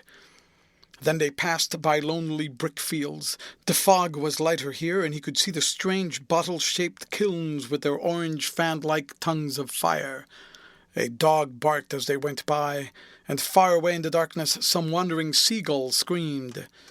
The horse stumbled in a rut, then swerved aside and broke into a gallop. After some time they left the clay road and rattled again over rough paved streets. Most of the windows were dark, but now and then fantastic shadows were silhouetted against some lamp-lit blind. He watched them curiously. They moved like monstrous marionettes and made gestures like live things. He hated them. A dull rage was in his heart. As they turned the corner, a woman yelled something at them from an open door, and 2 men ran after the hansom for about 100 yards. The driver beat at them with his whip. It is said that passion makes one think in a circle. Certainly, with hideous iteration, the bitten lips of Dorian Gray shaped and reshaped those subtle words that dealt with soul and sense, till he had found in them the full expression, as it were, of his mood, and justified by intellectual approval passions that without such justification would still have dominated his temper. From cell to cell of his brain crept the one thought, and the wild desire to live, most terrible of all man's appetites, quickened into force each trembling nerve and fibre. Ugliness that had once been hateful to him because it made things real became dear to him now for that very reason. Ugliness was the one reality. The coarse brawl, the loathsome den, the crude violence of disordered life, the very vileness of thief and outcast were more vivid in their intense actuality of impression than all the gracious shapes of art, the dreamy shadows of song. They were what he needed for forgetfulness. In 3 days he would be free. Suddenly the man drew up with a jerk at the top of a dark lane. Over the low roofs and jagged chimney stacks of the houses rose the black masts of ships. Wreaths of white mist clung like ghostly sails to the yards. "Somewhere about here, sir, ain't it?" he asked huskily through the trap. Dorian started and peered round. "This will do," he answered. And having got out hastily and given the driver the extra fare he had promised, he walked quickly in the direction of the quay. Here and there a lantern gleamed at the stern of some huge merchantman. The light shook and splintered in the puddles. A red glare came from an outward-bound steamer that was coaling. The slimy pavement looked like a wet mackintosh. He hurried on toward the left, glancing back now and then to see if he was being followed. In about 7 or 8 minutes he reached a small shabby house that was wedged in between 2 gaunt factories. In one of the top windows stood a lamp. He stopped and gave a peculiar knock. After a little time he heard steps in the passage and the chain being unhooked. The door opened quietly and he went in without saying a word to the squat, misshapen figure that flattened itself into the shadow as he passed. At the end of the hall hung a tattered green curtain that swayed and shook in the gusty wind which had followed him in from the street. He dragged it aside and entered a long, low room which looked as if it had once been a third-rate dancing saloon. Shrill, flaring gas jets, dulled and distorted in the fly-blown mirrors that faced them, were ranged round the walls. Greasy reflectors of ribbed tin backed them, making quivering discs of light. The floor was covered with ochre-colored sawdust, trampled here and there into mud and stained with dark rings of spilled liquor. Some Malays were crouching by a little charcoal stove, playing with bone counters and showing their white teeth as they chattered. In one corner, with his head buried in his arms, a sailor sprawled over a table, and by the tawdrily painted bar that ran across one complete side stood 2 haggard women, mocking an old man who was brushing the sleeves of his coat with an expression of disgust. "He thinks he's got red ants on him," laughed one of them as Dorian passed by. The man looked at her in terror and began to whimper. At the end of the room there was a little staircase leading to a darkened chamber. As Dorian hurried up its 3 rickety steps, the heavy odor of opium met him. He heaved a deep breath, and his nostrils quivered with pleasure. When he entered, a young man with smooth yellow hair, who was bending over a lamp, lighting a long, thin pipe, looked up at him and nodded in a hesitating manner. "You here, Adrian?" muttered Dorian. "Where else should I be?" he answered listlessly. "None of the chaps will speak to me now." "I thought you had left England." "Darlington is not going to do anything. My brother paid the bill at last. George doesn't speak to me either. I don't care," he added with a sigh. "As long as one has this stuff, one doesn't want friends. I think I have had too many friends." Dorian winced and looked around at the grotesque things that lay in such fantastic postures on the ragged mattresses. The twisted limbs, the gaping mouths, the staring lustreless eyes fascinated him. He knew in what strange heavens they were suffering and what dull hells were teaching them the secret of some new joy. They were better off than he was. He was prisoned in thought. Memory, like a horrible malady, was eating his soul away. From time to time he seemed to see the eyes of Basil Hallward looking at him, yet he felt he could not stay. The presence of Adrian Singleton troubled him. He wanted to be where no one would know who he was. He wanted to escape from himself. "I am going on to the other place," he said after a pause. "On the wharf?" "Yes. That mad cat is sure to be there. They won't have her in this place now." Dorian shrugged his shoulders. "I am sick of women who love one. Women who hate one are much more interesting. Besides, the stuff is better." "Much the same." "I like it better. Come and have something to drink. I must have something." "I don't want anything," murmured the young man. "Never mind." Adrian Singleton rose up wearily and followed Dorian to the bar. A half-caste in a ragged turban and a shabby ulster grinned a hideous greeting as he thrust a bottle of brandy and 2 tumblers in front of them. The women sidled up and began to chatter. Dorian turned his back on them and said something in a low voice to Adrian Singleton. A crooked smile like a Malay crease writhed across the face of one of the women. "We are very proud tonight," she sneered. "For God's sake, don't talk to me," cried Dorian, stamping his foot on the ground. "What do you want? Money? Here it is. Don't ever talk to me again." 2 red sparks flashed for a moment in the woman's sodden eyes, then flickered out and left them dull and glazed. She tossed her head and raked the coins off the counter with greedy fingers. Her companion watched her enviously.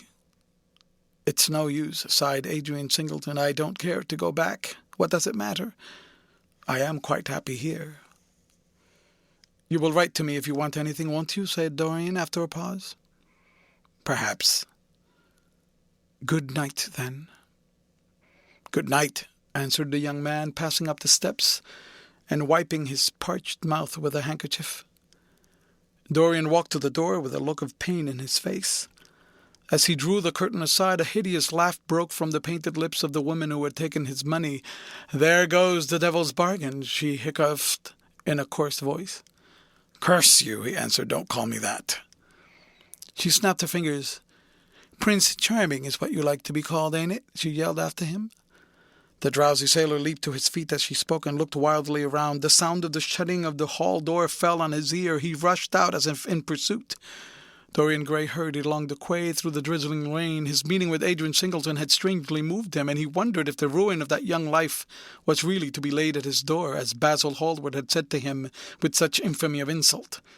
He bit his lip, and for a few seconds his eyes grew sad. Yet, after all, what did it matter to him? One's days were too brief to take the burden of another's errors on one's shoulders. Each man lived his own life and paid his own price for living it. The only pity was one had to pay so often for a single fault. One had to pay over and over again indeed. In her dealings with man, destiny never closed her accounts. There are moments, psychologists tell us, when the passion for sin, or for what the world calls sin, so dominates a nature that every fiber of the body, as every cell of the brain, seems to be instinct with fearful impulses. Men and women at such moments lose the freedom of their will. They move to their terrible end as automatons move. Choice is taken from them, and conscience is either killed or, if it lives at all, lives but to give rebellion its fascination and disobedience its charm. For all sins, as theologians weary not of reminding us, are sins of disobedience. When that high spirit, that morning star of evil, fell from heaven, it was as a rebel that he fell. Callous, concentrated on evil, with stained mind and soul hungry for rebellion, Dorian Gray hastened on, quickening his step as he went, but as he darted aside into the dim archway that had served him often as a shortcut to the ill-famed place where he was going, he felt himself suddenly seized from behind, and before he had time to defend himself, he was thrust back against the wall with a brutal hand round his throat. He struggled madly for life, and by a terrible effort wrenched the tightening fingers away. In a second he heard the click of a revolver and saw the gleam of a polished barrel pointing straight at his head, and the dusky form of a short, thick-set man facing him. "What do you want?" he gasped. "Keep quiet," said the man. "If you stir, I shoot you." "You are mad. What have I done to you?" "You wrecked the life of Sybil Vane," was the answer. "And Sybil Vane was my sister. She killed herself, I know it. Her death is at your door. I swore I would kill you in return. For years I have sought you. I had no clue, no trace. The two people who could have described you were dead. I knew nothing of you but the pet name she used to call you. I heard it tonight by chance. Make your peace with God, for tonight you are going to die." Dorian Gray grew sick with fear. "I never knew her," he stammered. "I never heard of her. You are mad." "You had better confess your sin, for as sure as I am James Vane, you are going to die." There was a horrible moment. Dorian did not know what to say or do. "Down on your knees," growled the man. "I give you 1 minute to make your peace, no more. I go on board tonight for India, and I must do my job first. 1 minute, that's all." Dorian's arms fell to his side. Paralyzed with terror, he did not know what to do. Suddenly a wild hope flashed across his brain. "Stop!" he cried. "How long ago is it since your sister died? Quick, tell me." 18 years, said the man. "Why do you ask me? Why do years matter?" 18 years, laughed Dorian Gray with a touch of triumph in his voice. 18 years. Set me under the lamp and look at my face." James Vane hesitated for a moment, not understanding what was meant. Then he seized Dorian Gray and dragged him from the archway. Dim and wavering as was the wind-blown light, yet it served to show him the hideous error, as it seemed, into which he had fallen. For the face of the man he had sought to kill had all the bloom of boyhood, all the unstained purity of youth. He seemed little more than a lad of 20 summers, hardly older, if older indeed at all, than his sister had been when they had parted so many years ago. It was obvious that this was not the man who had destroyed her life. He loosened his hold and reeled back. My God, he cried, and I would have murdered you." Dorian Gray drew a long breath. "You have been on the brink of committing a terrible crime, my man," he said, looking at him sternly. "Let this be a warning to you not to take vengeance into your own hands." "Forgive me, sir," muttered James Vane. "I was deceived. A chance word I heard in that damned den set me on the wrong track." "You had better go home and put that pistol away, or you may get into trouble," said Dorian, turning on his heel and going slowly down the street. James Vane stood on the pavement in horror. He was trembling from head to foot. After a little while, a black shadow that had been creeping along the dripping wall moved out into the light and came close to him with stealthy footsteps. He felt a hand laid on his arm and looked round with a start. It was one of the women who had been drinking at the bar. "Why didn't you kill him?" she hissed, putting a haggard face quite close to his. "I knew you were following him when you rushed out from Daly's. You fool, you should have killed him. He has lots of money, and he is as bad as bad." "He is not the man I am looking for," he answered. "And I want no man's money, I want a man's life. The man whose life I want must be nearly 40 now. This one is little more than a boy. Thank God I have not got his blood on my hands." The woman gave a bitter laugh. "Little more than a boy?" she sneered.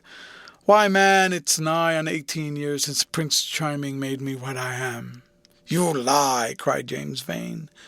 She raised her hand up to heaven. "Before God, I am telling the truth," she cried. "Before God?"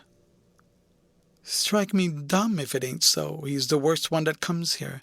They say he has sold himself to the devil for a pretty face. It's nigh on 18 years since I met him. He hasn't changed much since then. I have, though," she added with a sickly leer. "You swear this?" "I swear it," came in hoarse echo from her flat mouth. "But don't give me away to him," she whined. "I am afraid of him. Let me have some money for my night's lodging." He broke from her with an oath and rushed to the corner of the street, but Dorian Gray had disappeared. When he looked back, the woman had vanished also. End of chapter, read by 𝔬𝔤𝔞𝔫. For Lit to Go on the web at fcit.usf.edu. The Picture of Dorian Gray by Oscar Wilde, Chapter 17. A week later, Dorian Gray was sitting in the conservatory at Selby Royal, talking to the pretty Duchess of Monmouth, who with her husband, a jaded-looking man of 60, was amongst his guests. It was tea-time, and the mellow light of the huge lace-covered lamp that stood on the table lit up the delicate china and hammered silver of the service at which the Duchess was presiding. Her white hands were moving daintily among the cups, and her full red lips were smiling at something that Dorian had whispered to her ear. Lord Henry was lying back in a silk-draped wicker chair looking at them. On a peach-coloured divan sat Lady Narborough, pretending to listen to the Duke's description of the last Brazilian beetle that he had added to his collection. 3 young men in elaborate smoking suits were handing tea-cakes to some of the women. The house party consisted of 12 people, and there were more expected to arrive on the next day. "What are you two talking about?" said Lord Henry, strolling over to the table and putting his cup down. "I hope Dorian has told you about my plan for rechristening everything, Gladys. It is a delightful idea." "But I don't want to be rechristened, Harry," rejoined the Duchess, looking up at him with her wonderful eyes. "I am quite satisfied with my own name, and I am sure Mr. Gray should be satisfied with his." "My dear Gladys, I would not alter either name for the world. They are both perfect. I was thinking chiefly of flowers. Yesterday I cut an orchid for my buttonhole. It was a marvellous spotted thing, as effective as the 7 deadly sins. In a thoughtless moment I asked one of the gardeners what it was called. He told me it was a fine specimen of Robinsoniana, or something dreadful of that kind. It is a sad truth, but we have lost the faculty of giving lovely names to things. Names are everything. I never quarrel with actions. My one quarrel is with words. That is the reason I hate vulgar realism in literature. The man who could call a spade should be compelled to use one. It is the only thing he is fit for." "Then what should we call you, Harry?" she asked. "His name is Prince Paradox," said Dorian. "I recognize him in a flash," exclaimed the Duchess. "I won't hear of it," laughed Lord Henry, sinking into his chair. "From a label there is no escape. I refuse the title." "Royalties may not abdicate," fell a warning from pretty lips. "You wish me to defend my throne, then?" "Yes. I give truth to tomorrow." "I prefer the mistakes of today," she answered. "You disarm me, Gladys," he cried, catching the wilfulness of her mood. "Of your shield, Harry, not of your spear." "I never tilt against beauty," he added with a wave of his hand. "That is your error, Harry. Believe me, you value beauty far too much." "How can you say that?" "I admit that I think that it is better to be beautiful than to be good. But, on the other hand, no one is more ready than I am to acknowledge that it is better to be good than to be ugly." "Ugliness is one of the 7 deadly sins, then," cried the Duchess. "What becomes of your simile about the orchid?" "Ugliness is one of the 7 deadly virtues, Gladys. You, as a good Tory, must not underrate them. Beer, the Bible, and the 7 deadly virtues have made our England what she is. You don't like our country, then? She asked. I live in it. That you may censure it better. Would you have me take the verdict of Europe on it? He inquired. What do they say of us? That Tartuffe has emigrated to England and opened a shop. Is that yours, Harry? I give it to you. I could not use it. It is too true. You need not be afraid. Our countrymen never recognize a description. They are practical. They are more cunning than practical. When they make up ledger, they balance stupidity by wealth and vice by hypocrisy. Still, we have done great things. Great things have been thrust on us, Gladys. We have carried the burden. Only as far as the stock exchange. She shook her head. I believe in the race, she cried. It represents the survival of the pushing. It has development. Decay fascinates me more. What of art? She asked. It is a malady. Love? An illusion. Religion? The fashionable substitute for belief. You are a skeptic. Never! Skepticism is the beginning of faith. What are you? To define is to limit. Give me a clue. Threads snap. You would lose your way in the labyrinth. You bewilder me. Let us talk of someone else. Our host is a delightful topic. Years ago he was christened Prince Charming. Oh, don't remind me of that, cried Dorian Gray. Our host is rather horrid this evening, answered the Duchess, colouring. I believe he thinks that Monmouth carried me on purely scientific principles as the best specimen he could find of a modern butterfly. Well, I hope he won't stick pins into you, Duchess, laughed Dorian. Oh, my maid does that already, Mr. Gray, when she's annoyed with me. And what does she get annoyed with you about, Duchess? For the most trivial things, Mr. Gray, I assure you, usually because I come in at 10 minutes to 9 and tell her that I must be dressed by 8:30. How unreasonable of her. You should give her warning. I daren't, Mr. Gray, why she invents hats for me. You remember the one I wore at Lady Hilstone's garden party? You don't, but it is nice of you to pretend that you do. Well, she made it out of nothing. All good hats are made out of nothing. Like all good reputations, Gladys, interrupted Lord Henry, every effect that one produces gives one an enemy. To be popular, one must be a mediocrity. Not with women, said the Duchess, shaking her head, and women rule the world. I assure you we can't bear mediocrities. We women, as someone says, love with our ears, just as you men love with your eyes, if you ever love at all. It seems to me that we never do anything else, murmured Dorian. Ah, then you never really love, Mr. Gray, answered the Duchess with mock sadness.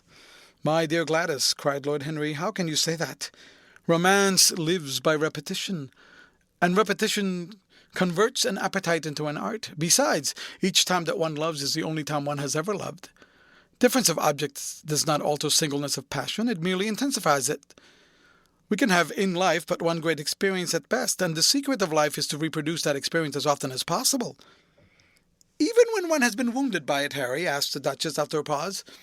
Especially when one has been wounded by it, answered Lord Henry. The Duchess turned and looked at Dorian Gray with a curious expression in her eyes. What do you say to that, Mr. Gray? She inquired. Dorian hesitated for a moment, then he threw his head back and laughed. I always agree with Harry, Duchess. Even when he is wrong. Harry is never wrong, Duchess. And does his philosophy make you happy? I have never searched for happiness. Who wants happiness? I have searched for pleasure. And found it, Mr. Gray? Often. Too often. The Duchess sighed. I am searching for peace, she said, and if I don't go and dress I shall have none this evening. Let me get you some orchids, Duchess, said Dorian, starting to his feet and walking down the conservatory. You are flirting disgracefully with him, said Lord Henry to his cousin. You had better take care. He is very fascinating. If he were not, there would be no battle. Greek meets Greek, then. I am on the side of the Trojans. They fought for a woman. They were defeated. There are worse things than capture, she answered. You gallop with a loose rein. Peace gives life, was the riposte. I shall write it in my diary tonight. What? That a burnt child loves the fire. I am not even singed. My wings are untouched. You use them for everything except flight. Courage has passed from men to women. It is a new experience for us. You have a rival. Who? He laughed. Lady Narborough, he whispered. She perfectly adores him. You fill me with apprehension. The appeal to antiquity is fatal to us who are romanticists. Romanticists? You have all the methods of science. Men have educated us, but not explained you. Describe us as a sex, was her challenge. Sphinxes without secrets. She looked at him, smiling. How long Mr. Gray is, she said. Let us go and help him. I have not yet told him of the color of my frock. Ah, you must suit your frock to his flowers, Gladys. That would be premature surrender. Romantic art begins with its climax. I must keep an opportunity for retreat. In the Parthian manner. They found safety in the desert. I could not do that. Women are not always allowed a choice, he answered, but hardly had he finished the sentence before from the far end of the conservatory came a stifled groan, followed by the dull sound of a heavy fall. Everybody started up. The Duchess stood motionless in horror, and with fear in his eyes Lord Henry rushed through the flapping palms to find Dorian Gray, lying face downward on the tiled floor in a death-like swoon. He was carried at once into the blue drawing-room and laid upon one of the sofas. After a short time he came to himself and looked around with a dazed expression. What has happened? He asked. Oh, I remember. Am I safe here, Harry? He began to tremble. My dear Dorian, answered Lord Henry, you merely fainted, that was all. You must have overtired yourself. You had better not come down to dinner. I will take your place. No, I will come down, he said, struggling to his feet. I would rather come down. I must not be alone. He went to his room and dressed. There was a wild recklessness of gaiety in his manner as he sat at the table, but now and then a thrill of terror ran through him when he remembered that, pressed against the window of the conservatory, like a white handkerchief, he had seen the face of James Vane watching him. End of chapter. Read by Leo Needis. For lit2go at fcit.usf.edu. The Picture of Dorian Gray by Oscar Wilde, Chapter 18. The next day he did not leave the house, and indeed spent most of the time in his own room, sick with a wild terror of dying, and yet indifferent to life itself. The consciousness of being hunted, snared, tracked down had begun to dominate him. If the tapestry did but tremble in the wind he shook, the dead leaves that were blown against the leaded panes seemed to him like his own wasted resolutions and wild regrets. When he closed his eyes, he saw again the sailor's face peering through the mist-stained glass, and horror seemed once more to lay its hand upon his heart. But perhaps it had been only his fancy that had called vengeance out of the night and set the hideous shapes of punishment before him. Actual life was chaos, but there was something terribly logical in the imagination. It was the imagination that set remorse to dog the feet of sin. It was the imagination that made each crime bear its misshapen brood. In the common world of fact, the wicked were not punished, nor the good rewarded. Success was given to the strong, failure thrust upon the weak. That was all. Besides, had any stranger been prowling round the house, he would have been seen by servants or the keepers. Had any footmarks been found on the flower-beds, the gardeners would have reported it. Yes, it had been merely fancy. Sybil Vane's brother had not come back to kill him. He had sailed away in his ship to founder in some winter sea. From him, at any rate, he was safe. Why, the man did not know who he was, could not know who he was. The mask of youth had saved him. And yet, if it had been merely an illusion, how terrible it was to think that conscience could raise such fearful phantoms and give them visible form and make them move before one. What sort of life would his be if day and night shadows of his crime were to peer at him from silent corners, to mock him from secret places, to whisper in his ear as he sat at the feast, to wake him with icy fingers as he lay asleep? As the thought crept through his brain, he grew pale with terror, and the air seemed to him to have become suddenly colder. Oh, in what a wild hour of madness he had killed his friend! How ghastly the mere memory of the scene! He saw it all again. Each hideous detail came back to him with added horror. Out of the black cave of time, terrible and swathed in scarlet, rose the image of his sin. When Lord Henry came in at 6 o'clock, he found him crying as one whose heart will break. It was not till the third day that he ventured to go out. There was something in the clear, pine-scented air of that winter morning that seemed to bring him back his joyousness and his ardor for life. But it was not merely the physical conditions of environment that had caused the change. His own nature had revolted against the excess of anguish that had sought to maim and mar the perfection of its calm. With subtle and finely wrought temperaments, it is always so. Their strong passions must either bruise or bend. They either slay the man or themselves die.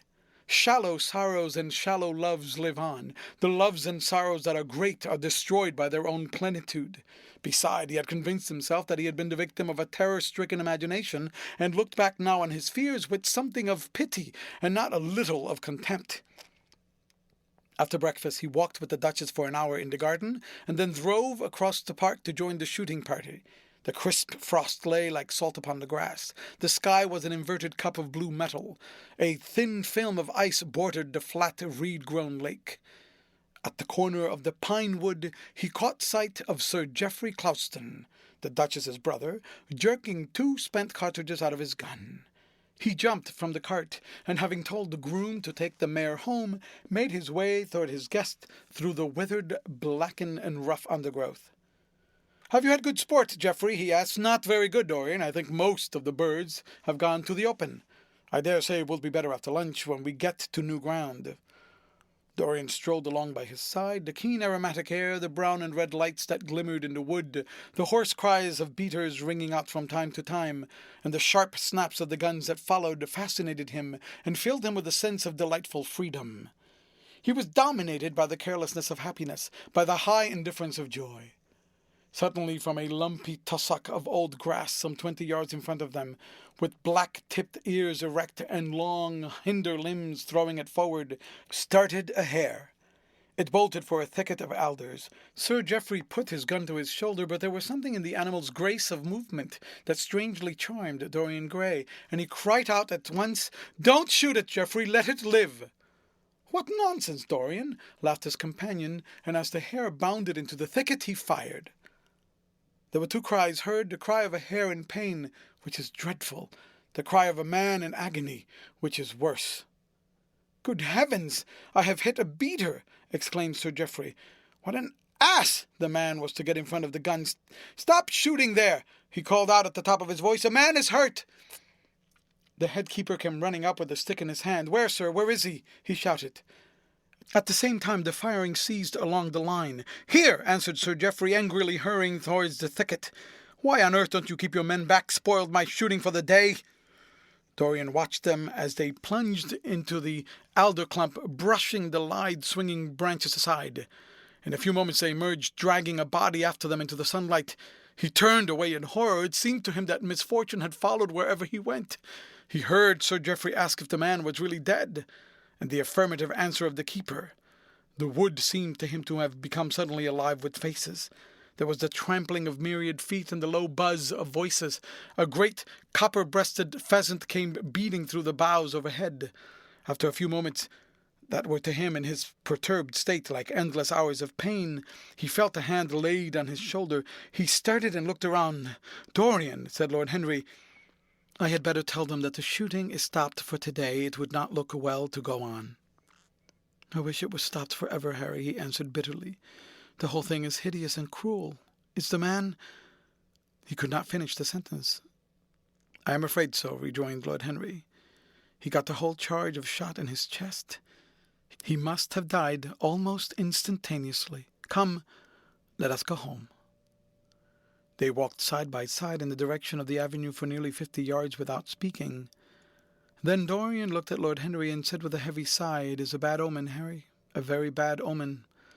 "What is?" asked Lord Henry. "Oh, this accident, I suppose. My dear fellow, it can't be helped. It was the man's old fault. Why did he get in front of the guns? Besides, it is nothing to us. It is rather awkward for Geoffrey, of course. It does not do to pepper beaters. It makes people think that one is a wild shot, and Geoffrey is not. He shoots very straight. But there is no use talking about the matter." Dorian shook his head. It is a bad omen, Harry. I feel as if something horrible were going to happen to some of us, to myself perhaps," he added, passing his hand over his eyes with a gesture of pain. The elder man laughed.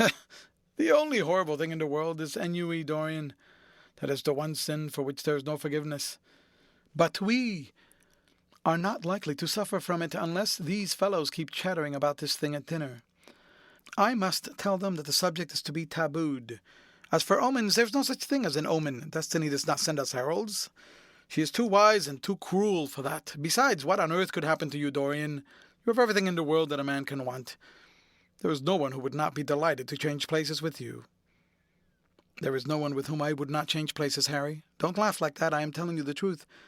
The wretched peasant who has just died is better off than I am. I have no terror of death. It is the coming of death that terrifies me. Its monstrous wings seem to wheel in the laden air around me. Good heavens, don't you see a man moving behind the trees there, watching me, waiting for me?" Lord Henry looked in the direction in which the trembling gloved hand was pointing. "Yes," he said, smiling, "I see the gardener waiting for you. I suppose he wants to ask you what flowers you wish to have on the table tonight." "How absurdly nervous you are, my dear fellow. You must come and see my doctor when we get back to town." Dorian heaved a sigh of relief as he saw the gardener approaching. The man touched his hat, glanced for a moment at Lord Henry in a hesitating manner, and then produced a letter, which he handed to his master. "Her Grace told me to wait for an answer," he murmured. Dorian put the letter into his pocket. "Tell Her Grace that I am coming in," he said coldly. The man turned round and went rapidly in the direction of the house. "How fond women are of doing dangerous things," laughed Lord Henry. "It is one of the qualities in them that I admire most. A woman will flirt with anybody in the world as long as other people are looking on." "How fond you are of saying dangerous things, Harry. In the present instance you are quite astray. I like the Duchess very much, but I don't love her. And the Duchess loves you very much, but she likes you less. So you are excellently matched. You are talking scandal, Harry, and there is never any basis for scandal." "The basis for every scandal is an immoral certainty," said Lord Henry, lighting a cigarette. "You would sacrifice anybody, Harry, for the sake of an epigram." "The world goes to the altar of its own accord," was the answer. "I wish I could love," cried Dorian Gray with a deep note of pathos in his voice. "But I seem to have lost the passion and forgotten the desire. I am too much concentrated on myself. My own personality has become a burden to me. I want to escape, to go away, to forget. It was silly for me to come down here at all. I think I shall send a wire to Harvey to have the yacht got ready. On a yacht one is safe." "Safe from what, Dorian? You are in some trouble. Why not tell me what it is? You know I would help you." "I can't tell you, Harry," he answered sadly, "and I dare say it is only a fancy of mine. This unfortunate accident has upset me. I have a horrible presentiment that something of the kind may happen to me." "What nonsense! I hope it is, but I can't help feeling it. Ah, here's the Duchess, looking like Artemis in a tailor-made gown. You see, we have come back, Duchess." "I have heard all about it, Mr. Gray," she answered. "Poor Geoffrey is terribly upset, and it seems that you asked him not to shoot the hare. How curious." "Yes, it was very curious. I don't know what made me say it. Some whim, I suppose. It looked like the loveliest of little live things, but I am sorry that they told you about the man. It is a hideous subject." "It is an annoying subject," broke in Lord Henry. "It has no psychological value at all. Now, if Geoffrey had done the thing on purpose, how interesting he would be. I should like to know someone who had committed a real murder." "How horrid of you, Harry!" cried the Duchess. "Isn't it, Mr. Gray?" "Harry, Mr. Gray is ill again. He is going to faint." Dorian threw himself with an effort and smiled. "It is nothing, Duchess," he murmured. "My nerves are dreadfully out of order, that is all. I am afraid I've walked too far this morning. I didn't hear what Harry said. Was it very bad? You must tell me some other time. I think I must go and lie down. You will excuse me, won't you?"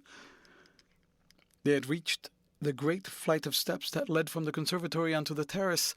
As the glass door closed behind Dorian, Lord Henry turned and looked at the Duchess with his slumberous eyes. "Are you very much in love with him?" he asked. She did not answer for some time, but stood gazing at the landscape. "I wish I knew," she said at last. He shook his head. "Knowledge would be fatal.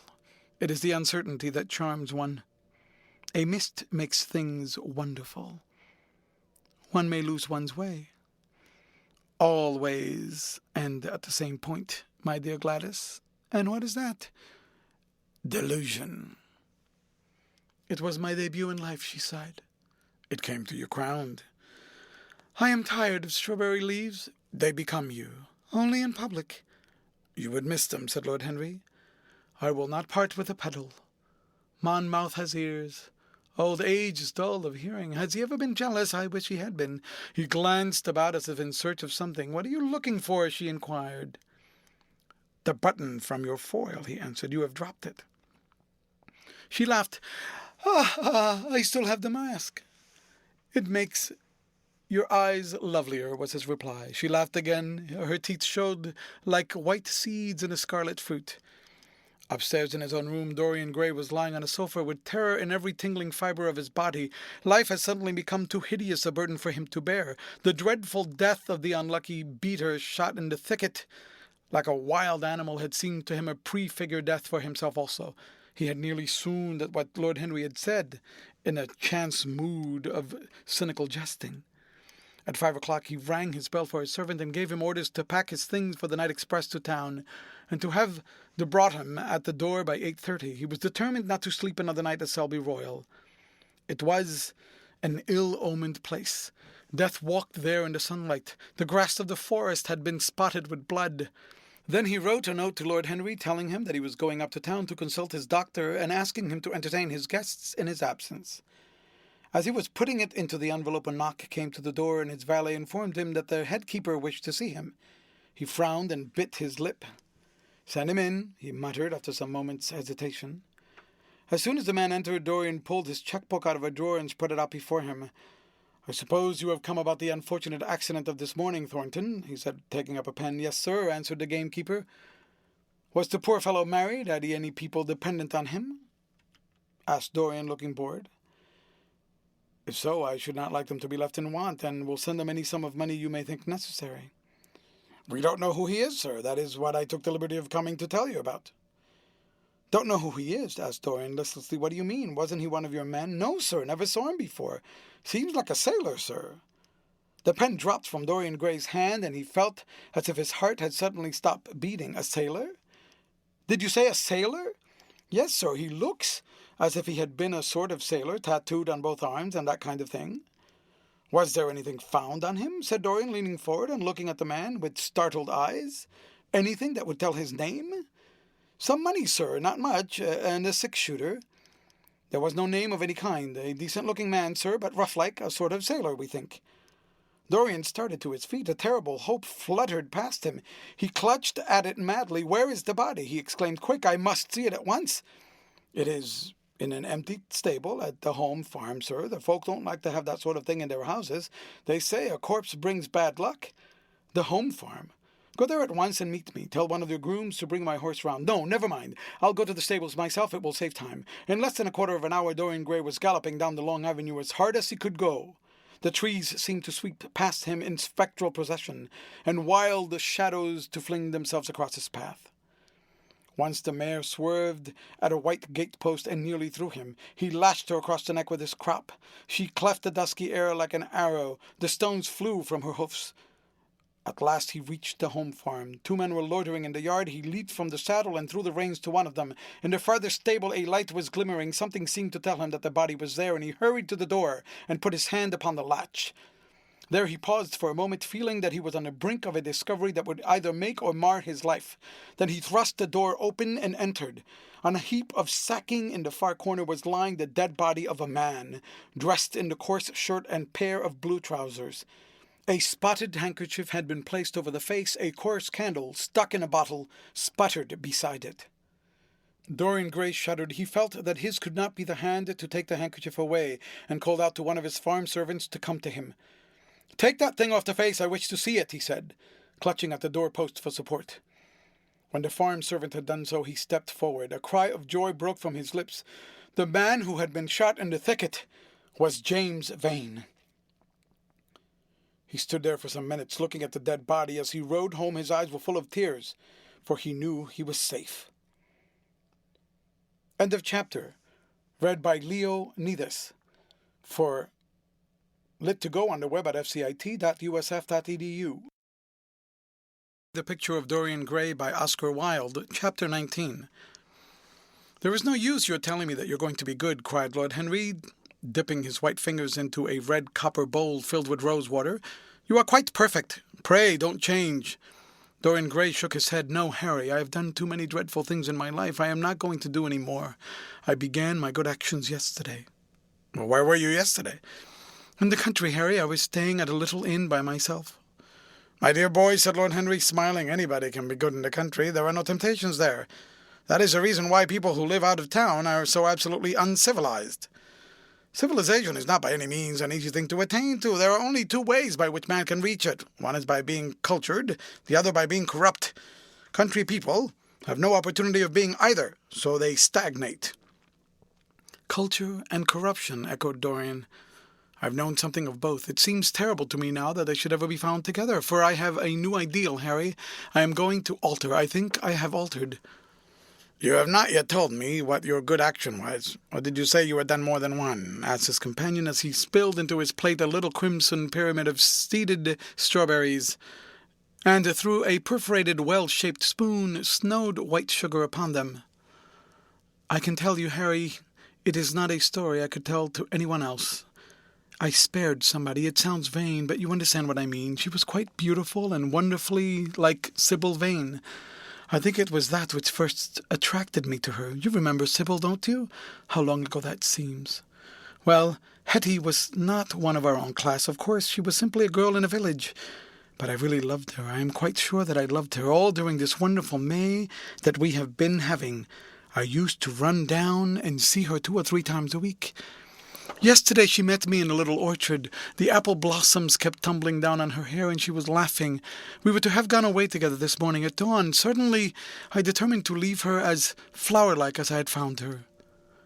"I should think the novelty of the emotion must have given you a thrill of real pleasure, Dorian," interrupted Lord Henry. "But I can finish your idyll for you. You have gave her a good advice and broke her heart. That was the beginning of your reformation." "Harry, you are horrible. You mustn't say these dreadful things. Hetty's heart is not broken. Of course she cried and all that. But there is no disgrace upon her. She can live like Perdita in her garden of mint and marigold." "And weep over a faithless Florizel," said Lord Henry, laughing, as he leaned back in his chair. "My dear Dorian, you have the most curiously boyish moods. Do you think this girl will ever be really content now with any one of her own rank? I suppose she will be married some day to a rough carter or a grinning ploughman. Well, the fact of having met you and loved you will teach her to despise her husband, and she will be wretched.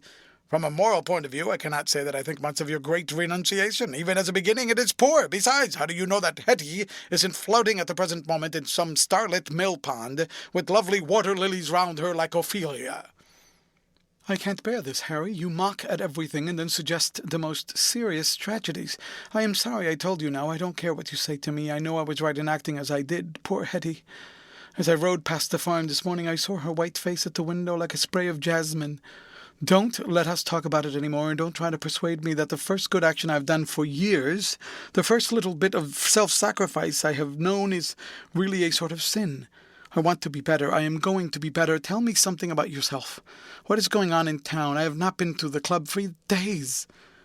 "The people are still discussing poor Basil's disappearance."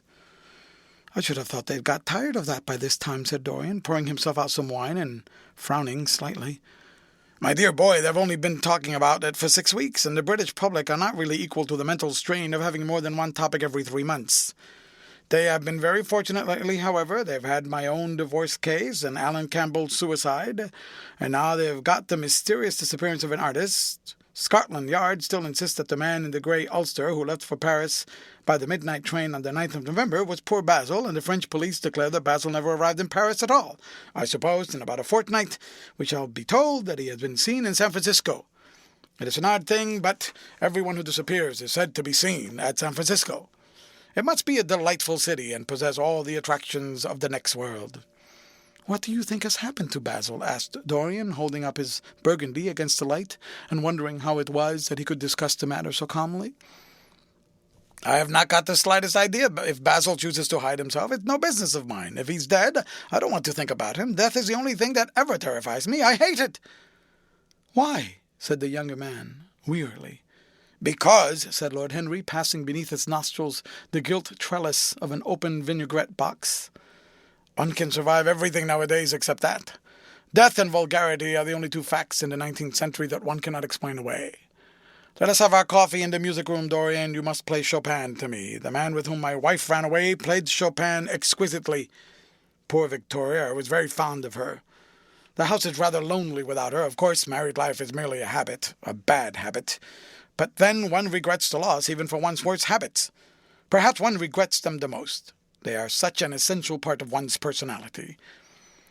Dorian said nothing, but rose from the table and, passing into the next room, sat down to the piano and let his fingers stray across the white and black ivory of the keys. After the coffee had been brought in, he stopped, and looking over at Lord Henry, said, "Henry, did it ever occur to you that Basil was murdered?" Lord Henry yawned. "Basil was very popular, and always wore a Waterbury watch. Why should he have been murdered? He was not clever enough to have enemies. Of course, he had a wonderful genius for painting, but a man can paint like Velasquez and yet be as dull as possible. Basil was really rather dull. He only interested me once, and that was when he told me years ago that he had a wild adoration for you, and that you were the dominant motive for his art." "I was very fond of Basil," said Dorian, with a note of sadness in his voice. "But don't people say that he was murdered?" Some of the papers do, of course. Does not seem to me to be at all probable. I know there are dreadful places in Paris, but Basil was not the sort of man to have gone to them. He had no curiosity. It was his chief defect." "What would you say, Harry, if I told you that I had murdered Basil?" said the younger man. He watched him intently after he had spoken. "I would say, my dear fellow, that you were posing for a character that doesn't suit you. All crime is vulgar, just as all vulgarity is crime. It is not in you, Dorian, to commit murder. I am sorry if I hurt your vanity by saying so, but I assure you it is true. Crime belongs exclusively to the lower orders. I don't blame them in the smallest degree. I should fancy that crime was to them what art is to us, simply a method of procuring extraordinary sensations." "A method of procuring sensations? Do you think, then, that a man who has once committed a murder could possibly do that same crime again? Don't tell me that." Anything becomes a pleasure if one does it too often," cried Lord Henry, laughing. "That is one of the most important secrets of life. I should fancy, however, that murder is always a mistake. One should never do anything that one cannot talk about after dinner. But let us pass from poor Basil. I wish I could believe that he had come to such a really romantic end, as you suggest, but I can't. I dare say he fell into the Seine off an omnibus, and that the conductor hushed up the scandal. Yes, I should fancy that was his end. I see him lying now on his back under those dull green waters, with the heavy barges floating over him and long weeds catching in his hair. Do you know, I don't think he would have done much more good work. During the last 10 years his painting had gone off very much." Dorian heaved a sigh, and Lord Henry strolled across the room and began to stroke the head of a curious Java parrot, a large grey plumaged bird with pink crest and tail that was balancing itself upon a bamboo perch. As his pointed fingers touched it, it dropped the white scurf of crinkled lids over black glass-like eyes and began to sway backwards and forwards. "Yes," he continued, turning round and taking his handkerchief out of his pocket, "his painting had gone quite off. It seemed to me to have lost something. It had lost an ideal. When you and he ceased to be great friends, he ceased to be a great artist. What was it separated you? I suppose he bored you. If so, he never forgave you. It's a habit bores have, by the way. What has become of that wonderful portrait he did of you? I don't think I've ever seen it since he finished it.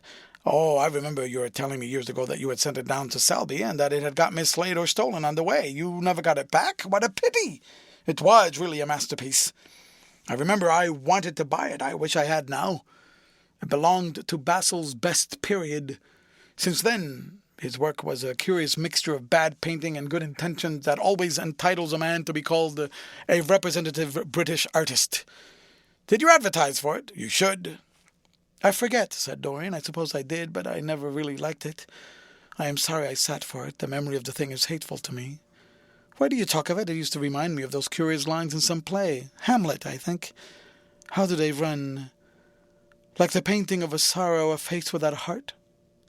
Yes, that is what it was like. Lord Henry laughed. If a man treats life artistically, his brain is his heart, he answered, sinking into an armchair. Dorian Gray shook his head and struck some soft chords on the piano. Like the painting of a sorrow, he repeated, a face without a heart. The elder man lay back and looked at him with half-closed eyes. By the way, Dorian, he said after a pause, what does it profit a man if he gain the whole world and lose, how does that quotation run, his own soul? The music jarred, and Dorian Gray started and stared at his friend. Why do you ask me that, Harry? My dear fellow, said Lord Henry, elevating his eyebrows in surprise, I asked you because I thought you might be able to give me an answer, that is all. I was going through the park last Sunday, and close by the Marble Arch there stood a little crowd of shabby-looking people listening to some vulgar street preacher. As I passed by, I heard the man yelling out that question to his audience. It struck me as being rather dramatic. London is very rich in curious effects of that kind. A wet Sunday, an uncouth Christian in a mackintosh, a ring of sickly white faces under the broken roof of dripping umbrellas, and a wonderful phrase flung into the air by shrill, hysterical lips. It was really very good in its way, quite a suggestion. I thought of telling the prophet that art had a soul, but that man had not. I am afraid, however, he would have not understood me. Don't, Harry. The soul is a terrible reality. It can be bought and sold and bartered away. It can be poisoned or made perfect. There is a soul in each of us, I know it. Do you feel quite sure of that, Dorian? Quite sure. Ah, then it must be an illusion. The things one feels absolutely certain about are never true. That is the fatality of faith and the lesson of romance. How grave you are. Don't be so serious. What have you or I to do with the superstitions of our age? No, we have given up our beliefs in the soul. Play me something. Play me a nocturne. Dorian, and as you play, tell me in a low voice how you have kept your youth. You must have some secret. I am only 10 years older than you are, and I am wrinkled and worn and yellow. You are really wonderful, Dorian. You have never looked more charming than you do tonight. You remind me of the day I saw you first. You were rather cheeky, very shy, and absolutely extraordinary. You have changed, of course, but not in appearance. I wish you would tell me your secret. To get back my youth, I would do anything in the world, except take exercise, get up early, or be respectable. Youth, there is nothing like it. It's absurd to talk of the ignorance of youth. The only people whose opinion I listen now with any respect are people much younger than myself. They seem in front of me. Life has revealed to them her latest wonder. As for the aged, I always contradict the aged. I do it on principle. If you ask them their opinion on something that happened yesterday, they solemnly give you the opinions current in 1820, when people wore high stocks, believed in everything, and knew absolutely nothing. How lovely that thing you are playing is. I wonder, did Chopin write it at Mallorca, with the sea weeping round at the villa, and the salt spray dashing against the panes? It is marvelously romantic. What a blessing it is that there is one art left to us that is not imitative. Don't stop. I want music tonight. It seems to me that you are the young Apollo, and I am Marsyas listening to you. I have sorrows, Dorian, of my own that even you know nothing of.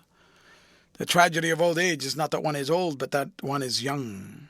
I am amazed sometimes at my own sincerity. Ah, Dorian, how happy you are. What an exquisite life you've had. You have drunk deeply of everything. You have crushed the grapes against your palate. Nothing has been hidden from you, and it has all been to you no more than the sound of music. It has not marred you. You are still the same. I am not the same, Harry. Yes, you are. You are the same. I wonder what the rest of your life will be. Don't spoil it by renunciations. At present you are a perfect type. Don't make yourself incomplete. You are quite flawless now. You need not shake your head. You know you are. Besides, Dorian, don't deceive yourself. Life is not governed by will or intention. Life is a question of nerves and fibers and slowly built-up cells in which thought hides itself and passion has its dreams. You may fancy yourself safe and think yourself strong, but a chance tone of color in a room or a morning sky, a particular perfume that you had once loved and that brings subtle memories with it, a line from a forgotten poem that you had come across again, a cadence from a piece of music that you had ceased to play. I tell you, Dorian, that it is on things like these that our lives depend. Browning writes about that somewhere, but our own senses will imagine them for us. There are moments when the odor of Lila's blank passes suddenly across me, and I have to live the strangest month of my life over again. I wish I could change places with you, Dorian. The world has cried out against us both, but it has always worshipped you. It will always worship you. You are the type of what the age is searching for, and what it is afraid it has found. I am so glad that you have never done anything, never carved a statue or painted a picture or produced anything outside of yourself. Life has been your art. You have set yourself to music. Your days are your sonnets. Dorian rose up from the piano and passed his hand through his hair. Yes, life has been exquisite. But I am not going to have the same life, Harry. And you must not say these extravagant things to me. You don't know everything about me. I think that if you did, even you would turn from me. You laugh. Don't laugh. Why have you stopped playing, Dorian? Go back and give me the nocturne over again. Look at that great honey-colored moon that hangs in the dusky air. She is waiting for you to charm her, and if you play, she will come closer to the earth. You won't. Let us go to the club, then. It has been a charming evening, and we must end it charmingly. There is someone at White's who wants immensely to know you. Young Lord Poole, Bournemouth's eldest son. He has already copied your neckties and has begged me to introduce him to you. He is quite delightful and rather reminds me of you. I hope not, said Dorian with a sad look in his eyes. But I am tired tonight, Harry. I shan't go to the club. It is nearly 11, and I want to go to bed early. Do stay. You've never played so well as tonight. There was something in your touch that was wonderful. It had more expression than I had ever heard from it before. It is because I am going to be good, he answered, smiling. I am a little changed already. You cannot change to me, Dorian, said Lord Henry. You and I will always be friends. Yet you poisoned me with a book once.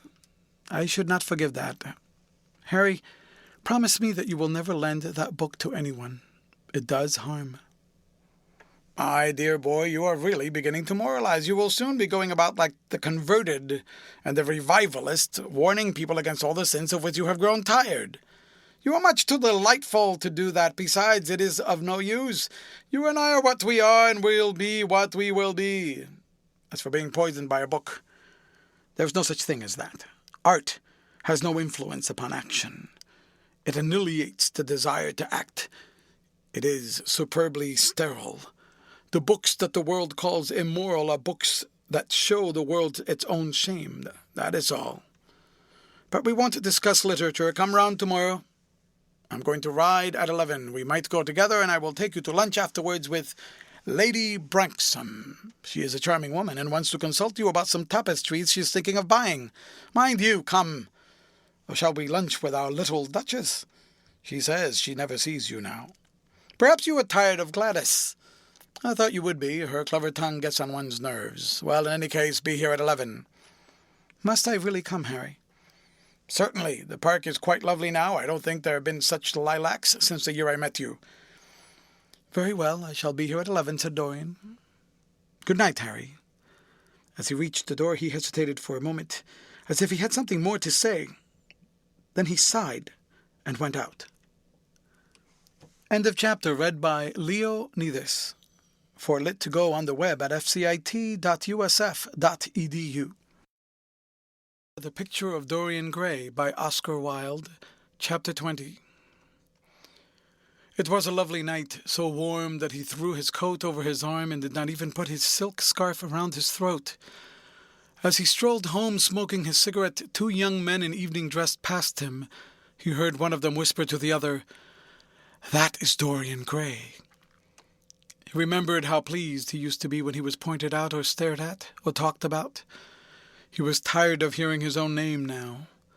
Half the charm of the little village where he had been so often lately was that no one knew who he was.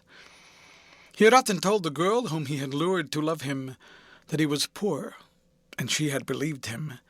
He had told her once that he was wicked, and she had laughed at him and answered that wicked people were always very old and very ugly. What a laugh she had, just like a thrush singing. And how pretty she had been in her cotton dresses and her large hats. She knew nothing, but she had everything that he had lost. When he reached home, he found his servant waiting up for him. He sent him to bed and threw himself down on the sofa in the library and began to think over some of the things that Lord Henry had said to him. Was it really true that one could never change? He felt a wild longing for the unstained purity of his boyhood, his rose-white boyhood, as Lord Henry had once called it.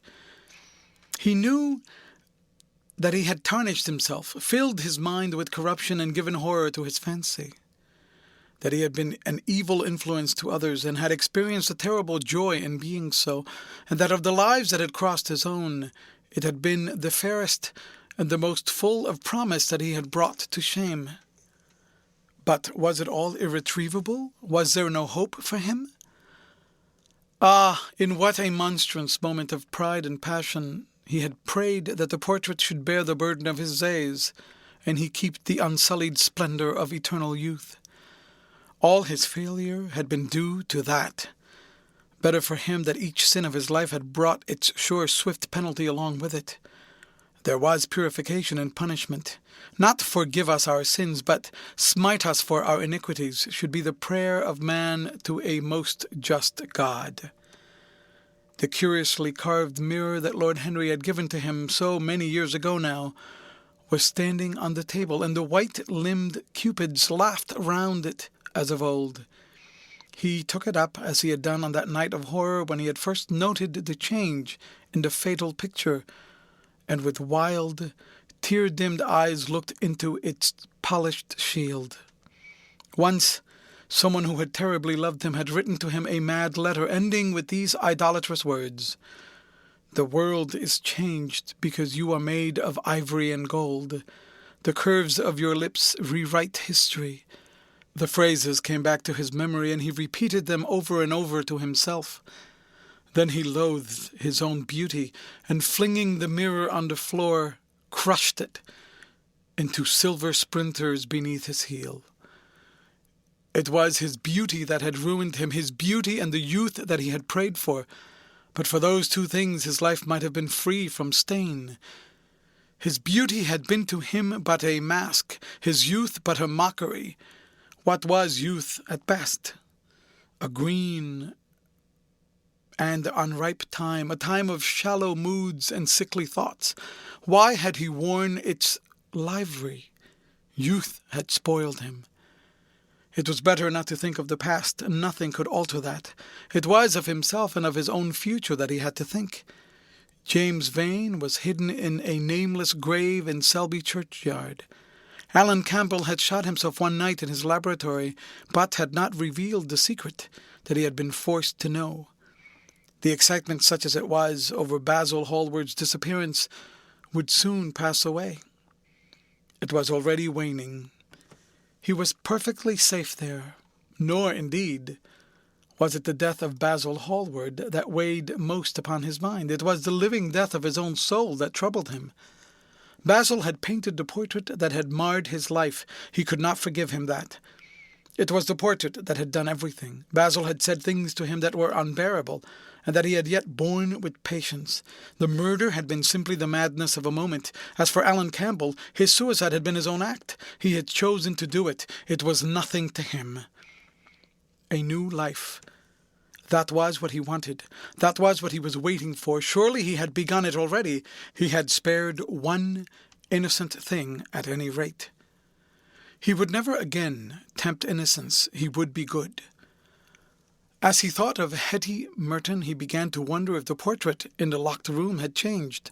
Surely it was not still so horrible as it had been. Perhaps if his life became pure, he would be able to expel every sign of evil passion from the face. Perhaps the signs of evil had already gone away. He would go and look. He took the lamp from the table and crept upstairs.